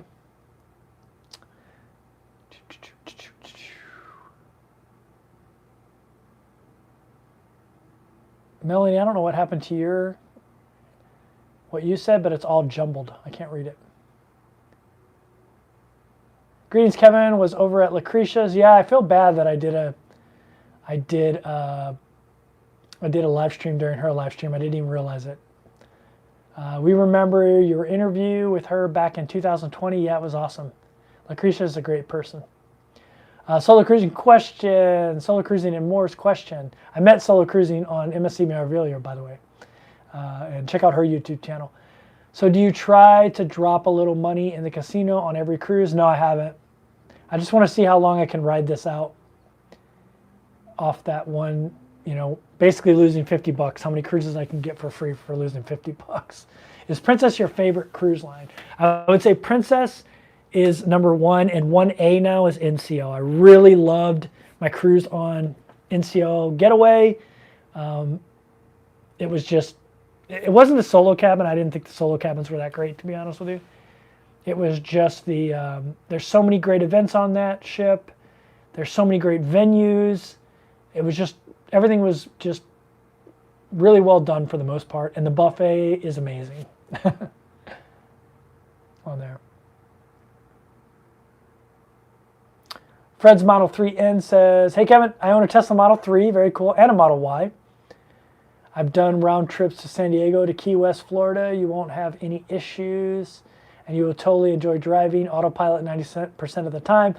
Fred, I'm super excited about trying it out.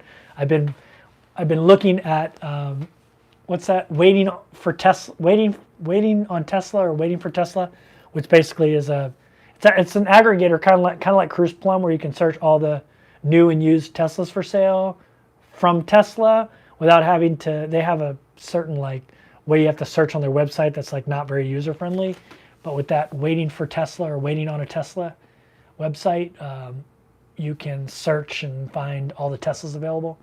It's pretty cool. But yeah, I'm pretty addicted to those Tesla Model Y camp mode videos. The viruses have been hitting the cruise ships bad. Yeah, it coincided with spring break. It was all the damn kids on the cruise ships. Where was the interview? Ask Angry Mom. It was over. What is it called? That platform that you do interviews on. She interviewed me on that platform. We didn't get together or anything. Did you get to Bermuda while you were in the Caribbean? No, that's one of the spots I did not get to. The NCL solo cabins are too small for me. Yeah, they're small. And I think they're overpriced. What do you think of entertainment and activity programs on Princess in general? I think it's pretty good. It's a lot more. After being on NCL, I was like, holy cow, that's a lot of events. But I would say Princess is comparable to any other cruise line I've been on. I think they do a good job. They don't have the water slides and go-kart tracks or rock climbing walls, which I don't care about, but they have much more usable pool space, which I think is more important for adults anyway than any cruise line I've been on. Most cruise lines, the adults pool is just packed, but on Princess there's so much pool space for adults that it's not really packed, and they don't have all the like kid stuff like water slides and go-kart tracks, which I rather not have that stuff on a cruise ship I'm on personally. So I think there's a ton of events to do on there. There's lots of live music. I really like Princess. Are you obligated to gamble on those cruises? No, you're not obligated. I do get free play, so I always go do the free play. And then if I win anything now, I'll pump it back in unless I won a ton of money, but I haven't won a ton of money since that one $1,300 win. Are you obligated to gamble? No. Why am I not seeing Melanie? Yeah, something weird's going on with Melanie's stuff. Burning Up the Roads, but her channel, oh yeah, it's Life with Lucretia. It used to be Burning Up the Roads. That's right, I forgot about that. I like Princess Cruises because they have less kids. Yep, me too. Rock climbing walls, man, I'm old. Oh, yeah.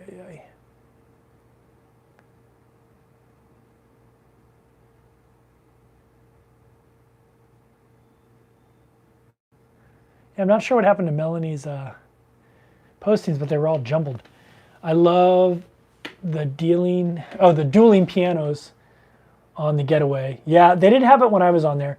They did have a piano player. He was pretty good. But they didn't have the dueling pianos when I was on there. What do you think of entertainment and activity programs on Princess? I really, really like them. They're done really well. I know I answered that one already, but... Okay, I think I'm caught up on questions. So if you have a question, I missed it, it wasn't on purpose, ask it again.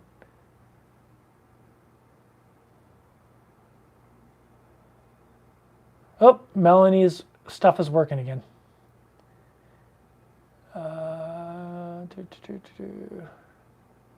Question from Anne.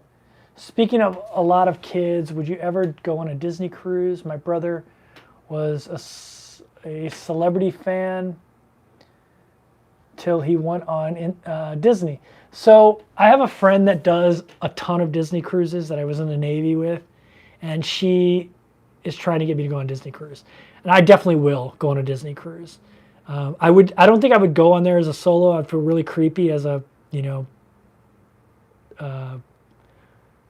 almost 50-year-old man on a Disney cruise. I'd feel like kind of creepy.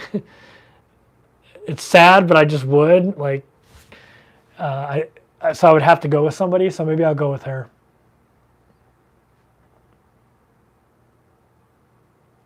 But I think I would love Disney. I love Star Wars, so there's a bunch of Star Wars stuff. And I love Disney too.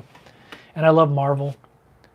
Do you only get $250 stock onboard credit for the 33-day, or did you book it back to back? So I should have booked it as 2 cruises, but I didn't. And then I would have got $250 each cruise, but because of the way I booked it, I got just the $250 once, but I also get $250 for being military. There was a special deal at that time. I think they gave me $300 onboard credit or $200, plus I booked it with a future cruise credit. So I'm still getting like $800 and something, $900 onboard credit. So it's fine, but I could have done it. If I was smarter, I would have booked it as 2 cruises and I would have got a lot more onboard credit. I'd have got like $1,500 onboard credit. Am I obligated to gamble on those cruises? No. You're never, oh, it's Kim Ann. How you doing, Kim? Hey, if you guys haven't checked out Kim Ann's channel, so Kim Ann's been a subscriber to my channel for a long time, and she just started making YouTube videos about her life in her camper van, or not camper van, in her camper, and it's a truck camper, and it's just really good. Like her channel blew up. Like one video, she's got like 40,000 views on the video, like 3,000 subscribers, and then she put out her second video. It's doing well as well. So like, congrats to her. That's amazing. Like sometimes that happens. You just hit a home run, and she was really worried about not being good on camera, but she's kind of a natural at it, and her story's good. I think that's why it resonates with people, and it's just a really good channel. So go check out Kim Ann's channel, and Life with Lucretia's on board. Speaking of channels to check out her channel as well. But yeah, go check them out. Is there anything you would change about cruising if you could? Asked Lucretia.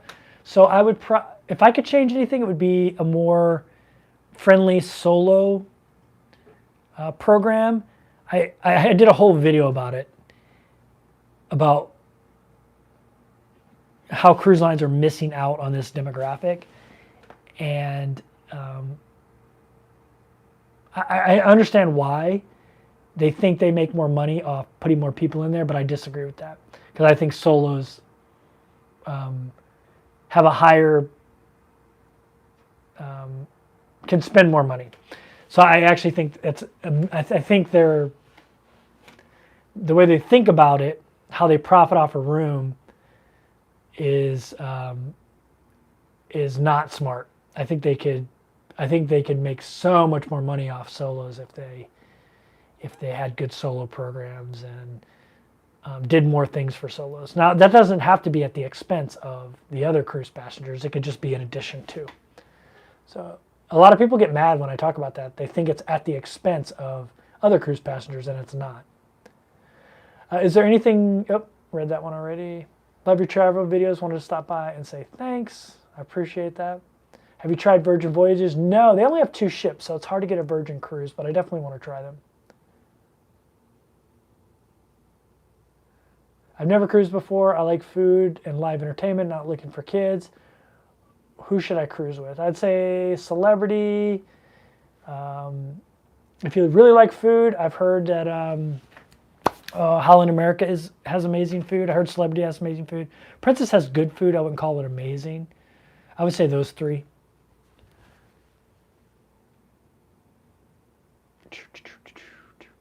All right, if I missed your question, ask it again. Royal Caribbean's new Icon of the Seas has no solo cabins. I have a surprise to hear that. Yeah, doesn't seem, Royal is more into the families than they are the solos. I mean, they do at 340 cruise days, which is really only 170 cruise days. They give you the 50% reduction in solo price. But yeah, they don't do a whole lot for solos. Are you obligated to gamble on a cruise? No, you're not. You're definitely not obligated to gamble on a cruise, Kim. Definitely not. I did it that one time, but I haven't really gambled that much, other than when they give me free play. If they give me free play, I go play it, because if you win any money, then it's real cash. So I'll do the free play, but yeah. Have you booked any of the luxury cruise lines? No, I have not. I have not booked any of the luxury cruise lines. I definitely want to try them, like Azamara and all those, but right now I'm really into building up my loyalty with like the top 3 cruise lines: Norwegian, Royal, and Princess. I mean, Princess, I'm already the highest level.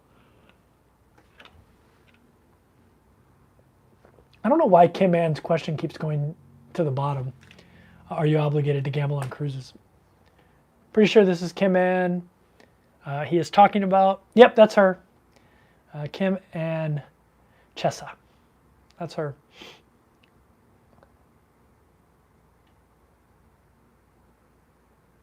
Has your Norovire experience changed any of your cruise ship habits? No, I mean, I've always been, like, I was on cruise ships with norovirus breakouts for 2.5 months straight. I didn't get it.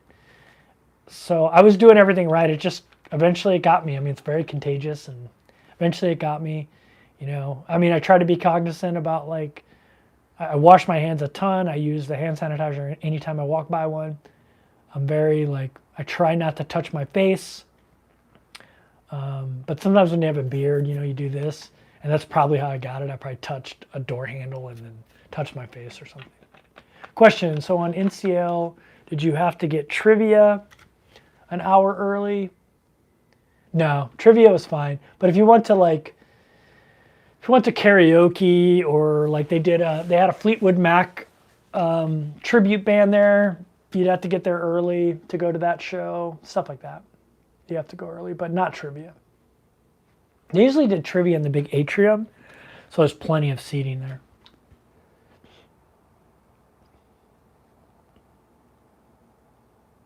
Have you ever thought about writing a how-to travel book specifically for cruising as a solo?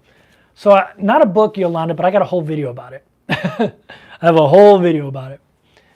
So go check that out. Well, that video is mostly about how to find affordable cruises as a solo. But and then I have videos about like packing and things like that as well. But I haven't wrote a book about it, no. Lieutenant Dave says, I love Cruise Plum. I believe you can plan most of your cruises well in advance. However, are there really a lot of last minute deals, at least compared to booking well in advance? Yeah, I mean, there's a lot of last minute deals. I would say usually a day or two after final payment day of a cruise, you'll see a lot of deals, I've noticed. The great thing about Cruise Plum is you can click on the cruise, and I mentioned this earlier, and you can look at the history of that cruise in each cabin, the price, and you can kind of see. And so just go in and start looking at a bunch of cruises, and you'll start to get the ebb and flow of the cruises. Now, some ships like Icon of the Seas, that's a new ship, it's always going to be at a premium price because it's a new cruise ship. But you can kind of see, once the cruise ships get into their normal rotation, you can kind of see an ebb and a flow. It's not always guaranteed that you're going to get, a great deal, because maybe it's just a really popular cruise for some reason. But I've noticed that you can get a lot of good deals a couple days after final payment date when a bunch of people decide, I don't want to pay final payment. I'm not going to take this cruise that I booked 2 years ago because something else came up in my life. So, and then a bunch of cabins become available, and then the algorithm, the cruise price falls to try to sell cabins because the cruise is only 90 days away or 60 days away. So yeah. Is one of the cruise lines more all-inclusive than others? So every cruise line has their way of doing this. Princess has like these Princess packages that you can do that makes it all-inclusive. I don't ever do that because I don't drink enough. I don't like the things that they offer don't appeal to me personally. And so it doesn't make a lot of financial sense for me to do that. If I'm like, I'll drink maybe 1 or 2 drinks on a cruise, a cocktail, or have a beer if I'm with people, or maybe a glass of wine. But that would never justify a drink package. Like you got to drink like 5 or 6 drinks a day to justify a drink package. And so for me, they just don't make financial sense personally.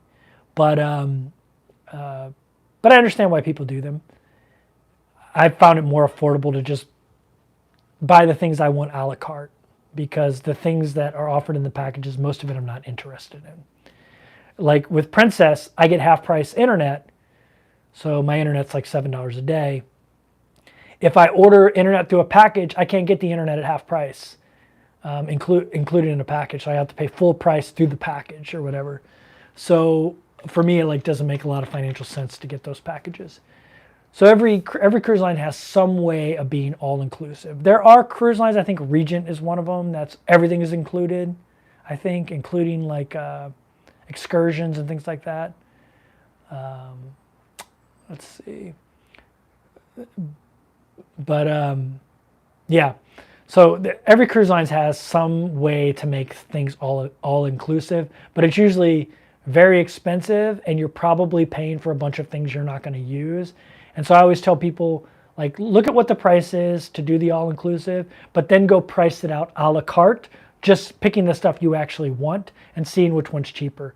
It's always cheaper for me to just order the $12 drink and drink it than to get a drink package, because I'm only paying $12 for a drink instead of $1,100 for a drink package, which I would need to drink 5 or 6 drinks a day or whatever to make it worth it. So look at the prices, and maybe you can still do an all-inclusive cruise just paying a la carte, if that makes sense. Hopefully that makes sense. Are you obligated to gamble? Why does that question keep coming up? Kim Ann's question, are you obligated to gamble, keeps coming up at the bottom of the, did someone pin it or something?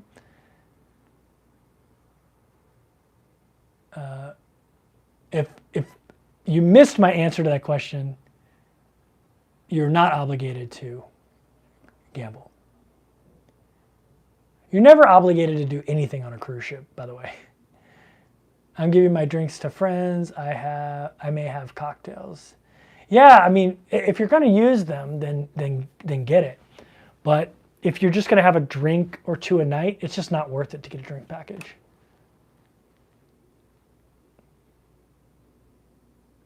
Hey, Andrea's in the house. One of my cruise buddies from Sky Princess. Question on Princess. Can you alternate internet option on one device, or do you have to get the multi-device plan? Yeah, so on Princess, you can alternate your one device. Like on MSC, you can't. Your internet package is tied to one device, which really sucks. But on Princess, you can switch devices. Same with Royal and Norwegian as well. Now, there is a little hack on Princess. I probably shouldn't tell this because they're probably going to fix it. But let's say you want to use let's say you got a one device plan. If you connect at the very same time, you disconnect both your phone and your laptop, but you connect at the very same time, you have to time it well. You can have both devices on a one package plan. I know that sounds terrible, but one day I accidentally did it and it worked, and then I was able to do it multiple times. But that was on one specific ship, so maybe it won't work on this ship.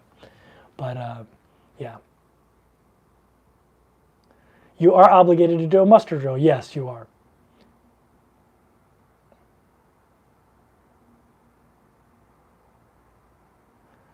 My understanding is that if you are not solo, drink packages are doubled anyways. My wife didn't drink.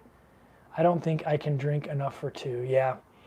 Are you still using similar wardrobe when cruising, merino tees and minimal packing? Yeah, pretty much. I did add a couple long sleeve shirts because number one, Europe is can be a little bit more formal, and I'll probably be in some colder places.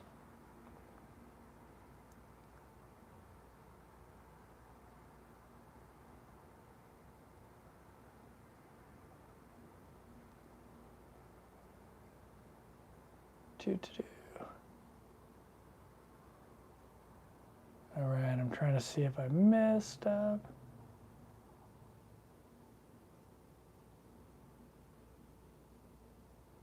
All right.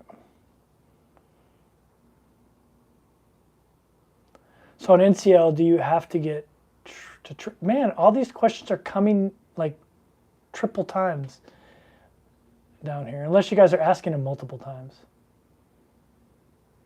Andrea says, are you in Florida or in Fort Lauderdale? Yes, I board Island Princess tomorrow.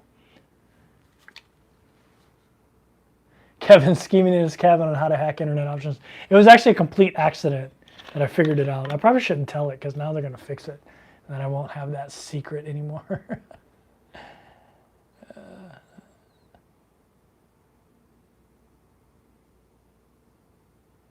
Maybe refreshing your page. I don't think I can refresh my page.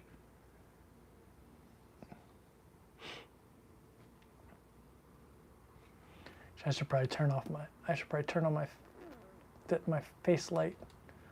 Whoo, that got bright. Whoo, even more bright. Holy cow, that's bright. All right. Oh, there's like all kinds of lightning going on.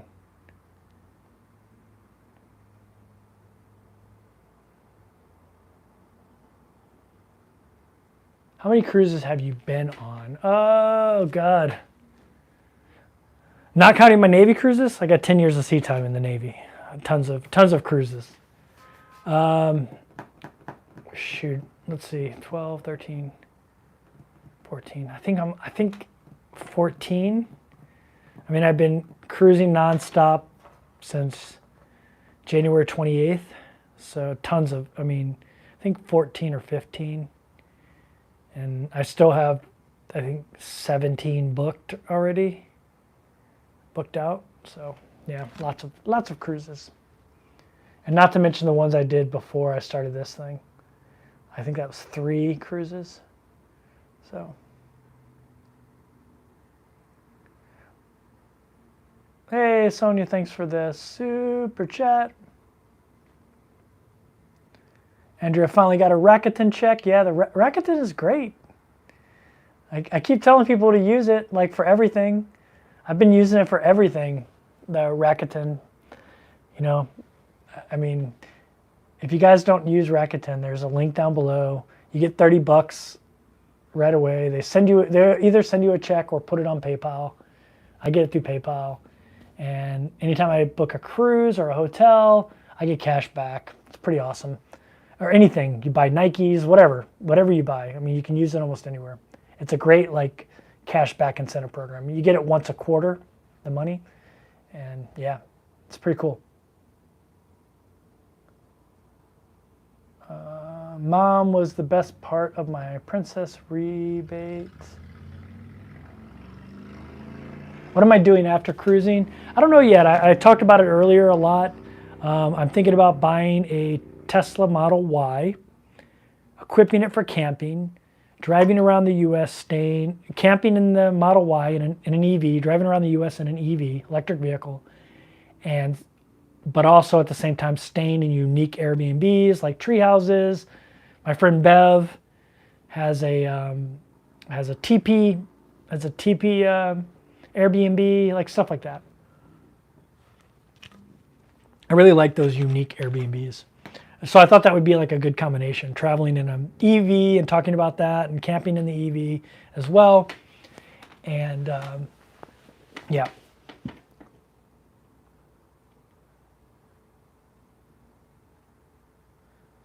See you later, Sonia. Thanks for the super chat.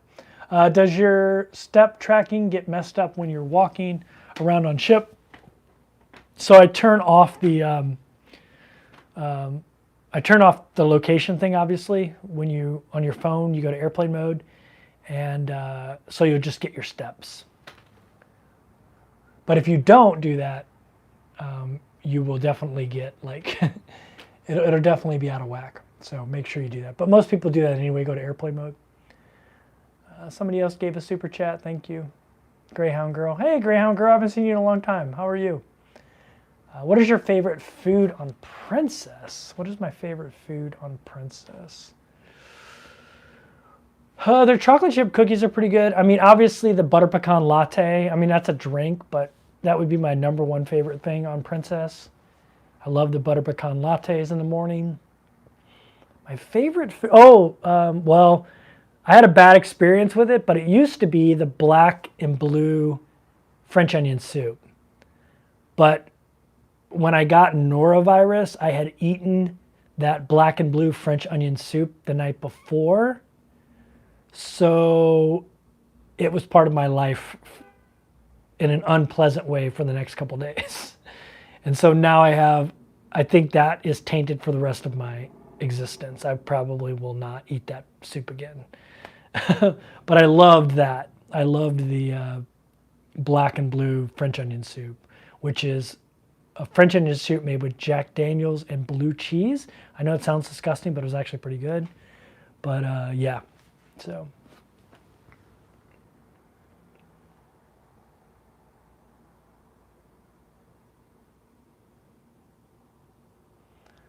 Or backpacking with warm showers, or bike packing with warm showers would be cool, yeah. What is your favorite food on Princess? I answered that one. US in an EV, that's brave. Let me pretend to be surprised. Yeah, you know. Kevin, can you email me that last post with the Rakuten link?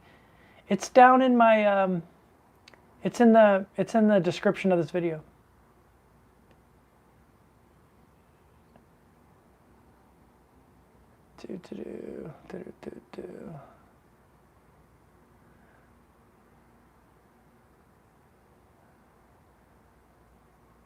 All right. Nope, shoot.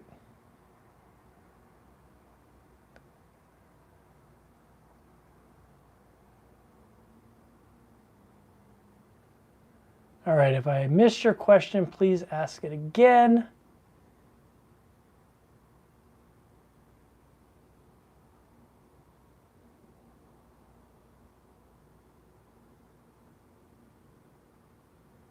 Comment, I did talk to my insurance guy that drives an EV, lower mileage, available during winter, but works well. Yeah, I mean, I watch a lot of guys that do camping, a lot of guys and women that do camping in Tesla Model Ys in cold weather, and they don't have any range issues. So I think Tesla's got that problem licked. What have you been doing the last few days? Just hanging out in Orlando. Let's see. Just hanging out in Orlando, enjoying good food and exploring the downtown area a little bit. Do you use cruise insurance? Asks Lindsay. So I have a Chase Sapphire Reserve credit card, which is a great travel credit card, and it provides me all the insurance I need. It provides me trip insurance if it gets canceled for some reason. It's up to $10,000, and I never cruise on a cruise. It's over $10,000. It has emergency evacuation insurance, emergency medical insurance, has a ton of different insurances. So I just go with that insurance on the Chase Sapphire Reserve. I don't get the package from the cruise lines. So I save money by having that credit card. I got a buy order for Carnival Cruise Line if it goes below 10 a share. Right now it's at 11. I think you get onboard credit if you have 100 shares. Yeah, if you have 100 shares. I got lucky. I bought it when it was like $6 a share or something like that a while ago. So I got it pretty inexpensive. So I'll just hold on to that and just keep getting that. Because you get it with Carnival, Princess, Holland America, and I think Celestial, or one of the other premium lines, I think. I just saw another live that just ended and just saw Kevin was live. Sorry I've been absent so much. Oh, no problem, Lucky Dog Productions. No problem.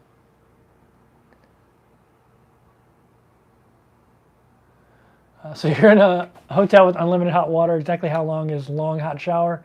I mean, man, just depends. They can be pretty long.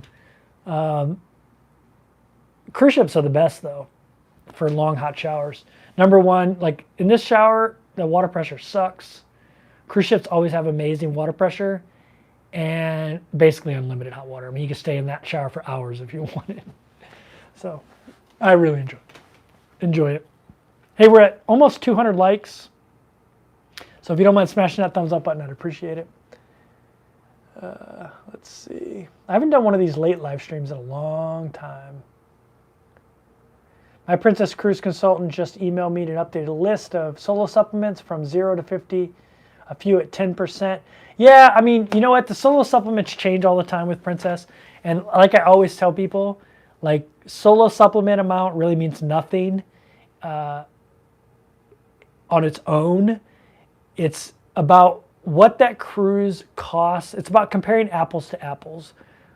Compare the different cruise lines with the similar cruise and figure out what the cost per day is for you as a solo, and then you can compare apples to apples. I've got a whole video about it, about why like solo supplement, double occupancy, and all that stuff are silly numbers to focus on because they don't really mean anything. You can pay double occupancy and still take a cheaper cruise than the exact same cruise that's no solo supplement. It's kind of a marketing gimmick by cruise lines, and it's like, honestly, it just doesn't mean a lot on its own. You have to figure out what the cost of the cruise is a day for you. When you pay cruise fare, taxes, port fees, and gratuities, what is the cost per day for you? Don't worry about solo supplement. Don't worry about any of that stuff. Figure out what your cost per day is. Then you can compare apples to apples and cruises to cruises. Because I've seen a bazillion times cruises with no solo supplement, 10-day cruise, exact same ports, is more expensive than double occupancy. It's just not a good indicator of value. It really isn't. So don't pay attention to that. It's just a marketing gimmick. Go to Cruise Plum. You can still book with your travel agent. Go to Cruise Plum, Plum, and you'll be. It's a great search engine. It's not a travel agent like Vacations to Go. They're not trying to sell you anything. Just a bunch of guys that like cruising, and they work at Google, and they invented a cruise search engine that's really, really good. You can sort it by cost per day. You can sort it by a bazillion different things. It's just a good way to search for cruises, and then you won't focus so much on that solo supplement and that double occupancy because they're just unimportant. They're just unimportant things, and they're not a good indicator of value. So check out Cruise Plum, and you'll figure out what an inexpensive cruise is, and then you can still book it through your travel agent. But another thing about travel agents, I will say, I'm not trying to insult travel agents, but most of them suck at finding solo cruise deals. It's just not something they do and are familiar with. Most of them don't travel solo, and so they're just not very familiar with finding solo cruise deals. They don't really understand the way it works, and there's just not a lot of good solo cruise travel agents out there, because that's not their focus. Their focus is more families and things like that. So check out Cruise Plum. You're gonna fall in love with it. But I have a whole video about this. Like I could rant on this subject for hours, on how there's so much misinformation about solo cruise pricing out there, and 90% of the information is just terrible. From a practical perspective, actually booking cruises as a ton of cruises as a solo. But yeah, go check out that video. It's I talk all about why I define more clearly why solo supplement and double occupancy is a terrible indicator of value, and never pay attention to that. It's just a terrible, terrible way to shop for cruises as a solo. It's not going to get you the best deal. It's probably going to get you paying more than you should for a cruise. How much does the destination route matter to you in a cruise? In closing a cruise, it doesn't really matter to me that much, to be honest with you. Unless I'm looking for a specific destination, like I want to go to Galapagos or something like that. But when I was cruising the Caribbean, I was just finding cruises that fit my itinerary. When I was booking my European cruises, I wanted to try to do cruises where I never went to the same port twice, and I accomplished that. I have a ton of cruises in Europe coming up, and I don't hit the same port, except for Southampton. That's the only port I hit multiple times, but that's because that's basically where I'm sailing out of most of the time. A little bit out of Barcelona, but mostly out of Southampton. So, but yeah.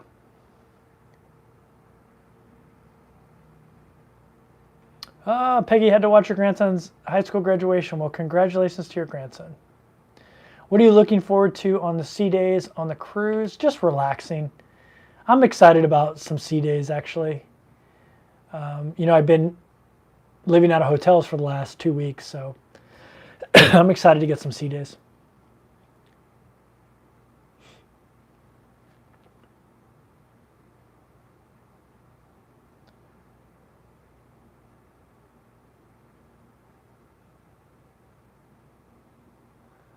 Yeah, I agree, Lieutenant Dave, on those cruise line shares.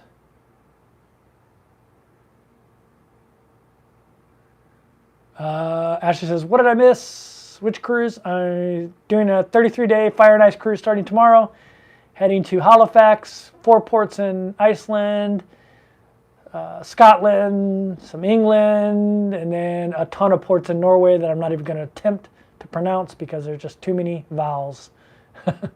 Same with Iceland, too many vowels. It's just impossible to pronounce those words for me. What are you looking forward to? Oh, what am I looking forward to on sea days? Just chilling. Trivia, I love a good trivia. So I'm just looking forward to just relaxing, reading. I actually need to get on my book app tonight and download a bunch of books. I'm glad you guys are reminding me about that. All right, if you have a question, I missed it, ask it again. Is there an active Facebook or CC group? Oh, for the cruise? You know what? I haven't even looked. CC, she means Cruise Critic. I haven't even looked for this cruise. Normally I do, but I didn't for this one. I think because it's such a long cruise, I just kind of want to be a little bit more surprised by who I meet. Do you ever have any special tips? Do you have any special tips for European cruises, asked Lauren? I don't, because these are my first ones. I'm just starting. So I never like to talk about stuff that I haven't done and have experience with. I mean, I can give you theoretical stuff that I've heard from other people, but sometimes that stuff is wrong, and so I would hate to give that information without actually experiencing it. But I mean, I would say, If you want to do Mediterranean, probably cruise out of Barcelona or Rome. And if you want to do more of like British Isles, Norway, Iceland, cruise out of Southampton. That would be like my only advice that I can think of off the top of my head that I think I'm qualified. I have Euro advice. Have you been doing only transatlantics all year? We have been doing only transatlantics all year. There you go. Ashley's got some advice. Have you read any Bill Bryson's books? Very funny travel books. I'll check them out. We'll definitely check them out. Kevin G says, Kev, who do you like to read? I talked a lot about this earlier. I mean, I like to read a lot of the classics. I love, like, 2 Years Before the Mass is one of my favorite books. I'm rereading all the classics that I read when I was like a teenager, like Catcher in the Rye, All Quiet on the Western Front, Huckleberry Finn, a bunch of the classics. I'm from Missouri, so I want to read a bunch of Mark Twain books, especially some of the obscure ones that I haven't read yet. And when I was growing up, I loved fantasy, so I loved the Game of Thrones series. I was too old like to get into the Harry Potter movies, but later on I dated a girl that really liked it, so she made me watch them. I thought they were okay. Later on I read the books, so I thought the books were phenomenal. But yeah, that type of stuff. Don't forget Lisbon. Yeah, Lisbon's great too to sail out of. Are you a fast reader? I'd say I'm a pretty fast reader.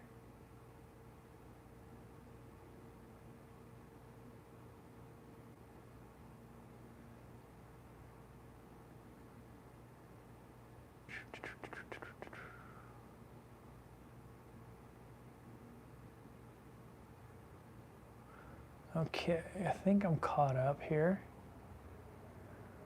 Whew. Keep in mind, Euroflight baggage requirements are similar. So I never fly. I'm taking Transatlantic cruise over. I am flying back. I'm flying Icelandic Air, but I'm flying, I have a ton of points. So when I fly long flights, I always fly business class. So I'm flying business class, so I never worry about it. They never screw with the business class people. I know that sounds terrible and elitist, but they don't. The Forgotten Highlander, an incredible World War II story of survival. That sounds like something I'd like, actually. I was a big John Krakauer fan, like Into Thin Air and stuff like that. I love Jack London books. I love Jack Kerouac. I've read every Jack Kerouac book. Dharma Bums is like my favorite.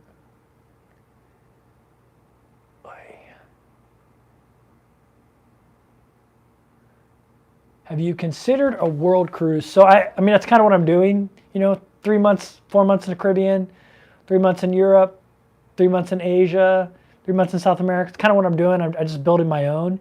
I don't think I'd want to be on the same ship for a full year. I like switching ships. I kind of get bored on a ship, so I don't think I would want to do a world cruise, but I wouldn't mind building my own. Plus, I like meeting new people, and you're going to be around a lot of the same people on a world cruise. Maybe that's a good thing. I don't know, but I've done world cruises in the Navy. 9-month cruises, 10-month cruises, and you kind of want to choke each other. And so, I mean, I know obviously a cruise ship is different, but I rather just build my own and try different ships, because that's part of the fun for me is being on different ships. It's more about the ships for me, to be honest with you. How far in advance have you been booking your trips? So I mean, because of the way I'm doing this trip, I had to book, especially the European stuff, I had to book it like 4, 5, 6 months in advance. But after this year of me cruising nonstop, when I'm just booking my cruises, I'll probably do them like a week or two in advance, like spur of the moment. I'll be like, oh, look at that. There's a sale on a 19-day cruise to Hawaii. Book it. Like, that's just the type of traveler I am anyway. I don't like booking far in advance. And that doesn't work for a lot of people. But that's the kind of traveler I am. So I personally just like to book them, a month or two in advance, maybe even weeks in advance. Being an attorney, did you read any John Grisham? I never really got in the John Grisham books. I tried, and I just didn't really like them. I know that's like sacrilege, but I just wasn't very fond of his writing style. I know that's sacrilege, and I know a lot of people love him, but I just didn't get into it. Maybe I should retry it. It was a long time ago. Really enjoying your videos. Funny question, can you close? It's distracting. I kept thinking that, like I keep seeing the toilet. Hold on. Hold on. Oh, you guys can hear me too. And I left the toilet seat up too. How bad is that? That's how you know, like, I'm a single guy, Always leave the toilet seat up. When I'm at my mom's, I always make sure I put it down because she'll freak out. Let's see.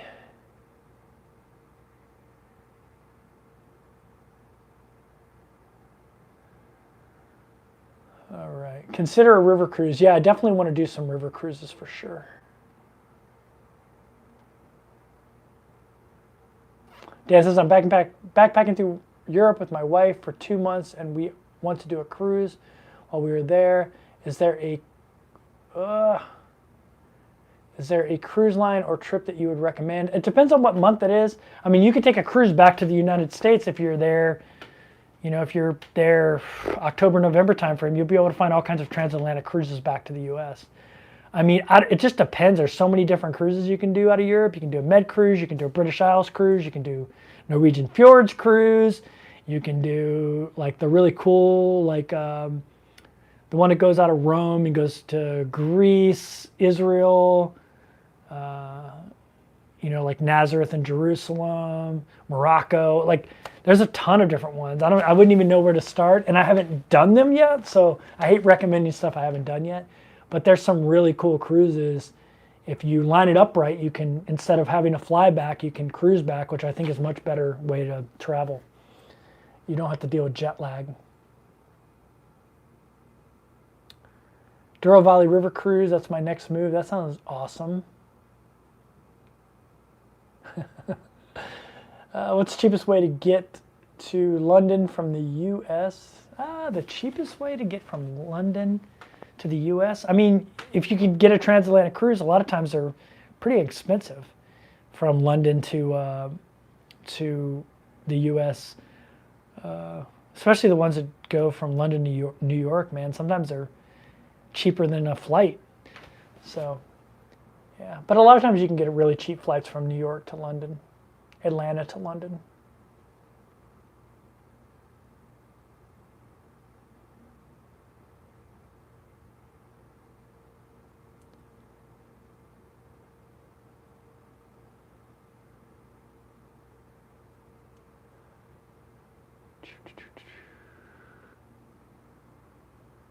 Do you have an average you spend on your cruise? I try to keep it around $100 a night, all in. That includes cruise fare. I have tons of videos about this, man, if you want to go watch and like get really, really in-depth specifics, but try to keep it at $100 a night. That's cruise fare, taxes, port fees, and gratuities. I count gratuities as part of the overall cost of a cruise.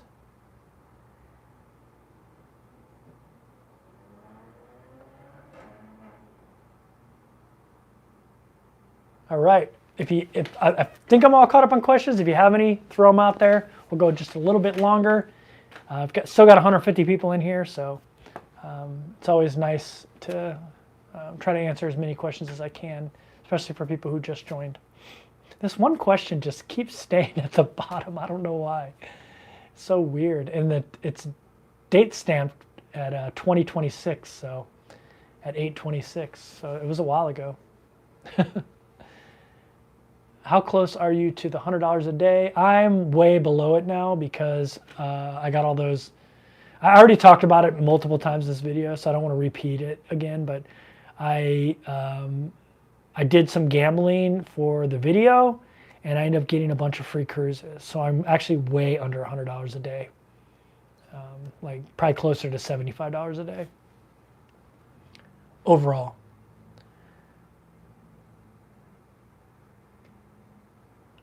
Keep us updated if the internet is good. I will.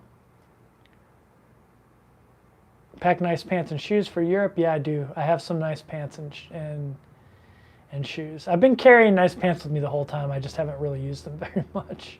Because in the Caribbean, you're in shorts every day. Shorts and t-shirt. But yeah, I have some nicer shirts too. I bought some nicer stuff. Do you have to get visas for any of the countries you're visiting? Nope. That's what I love about cruising is most of the time you don't have to worry about visas. When is your mom joining me? In November. We're going to go to Venice, and then we're going to take a cruise, a European cruise back to the United States. I'm actually debating on 2 different cruises that I'm thinking about. So I haven't booked them yet, but I will soon. Kevin cleans up well, says Andrea. Oh, thanks, Andrea. When is your mom joining you? Oh, November. Okay, guys, I think I'm going to call it a live stream. Thanks, everyone, for showing up and hanging out with me. Tomorrow I'll be walking on Island Princess. I'm super excited about. I might try to do a live stream from Halifax. I don't know. I should have good internet. I should have good stuff there. Maybe I will. I don't know. We'll see how the internet is, and maybe I'll try to do some live streams from overseas. I think that would be a lot of fun. But thanks for watching.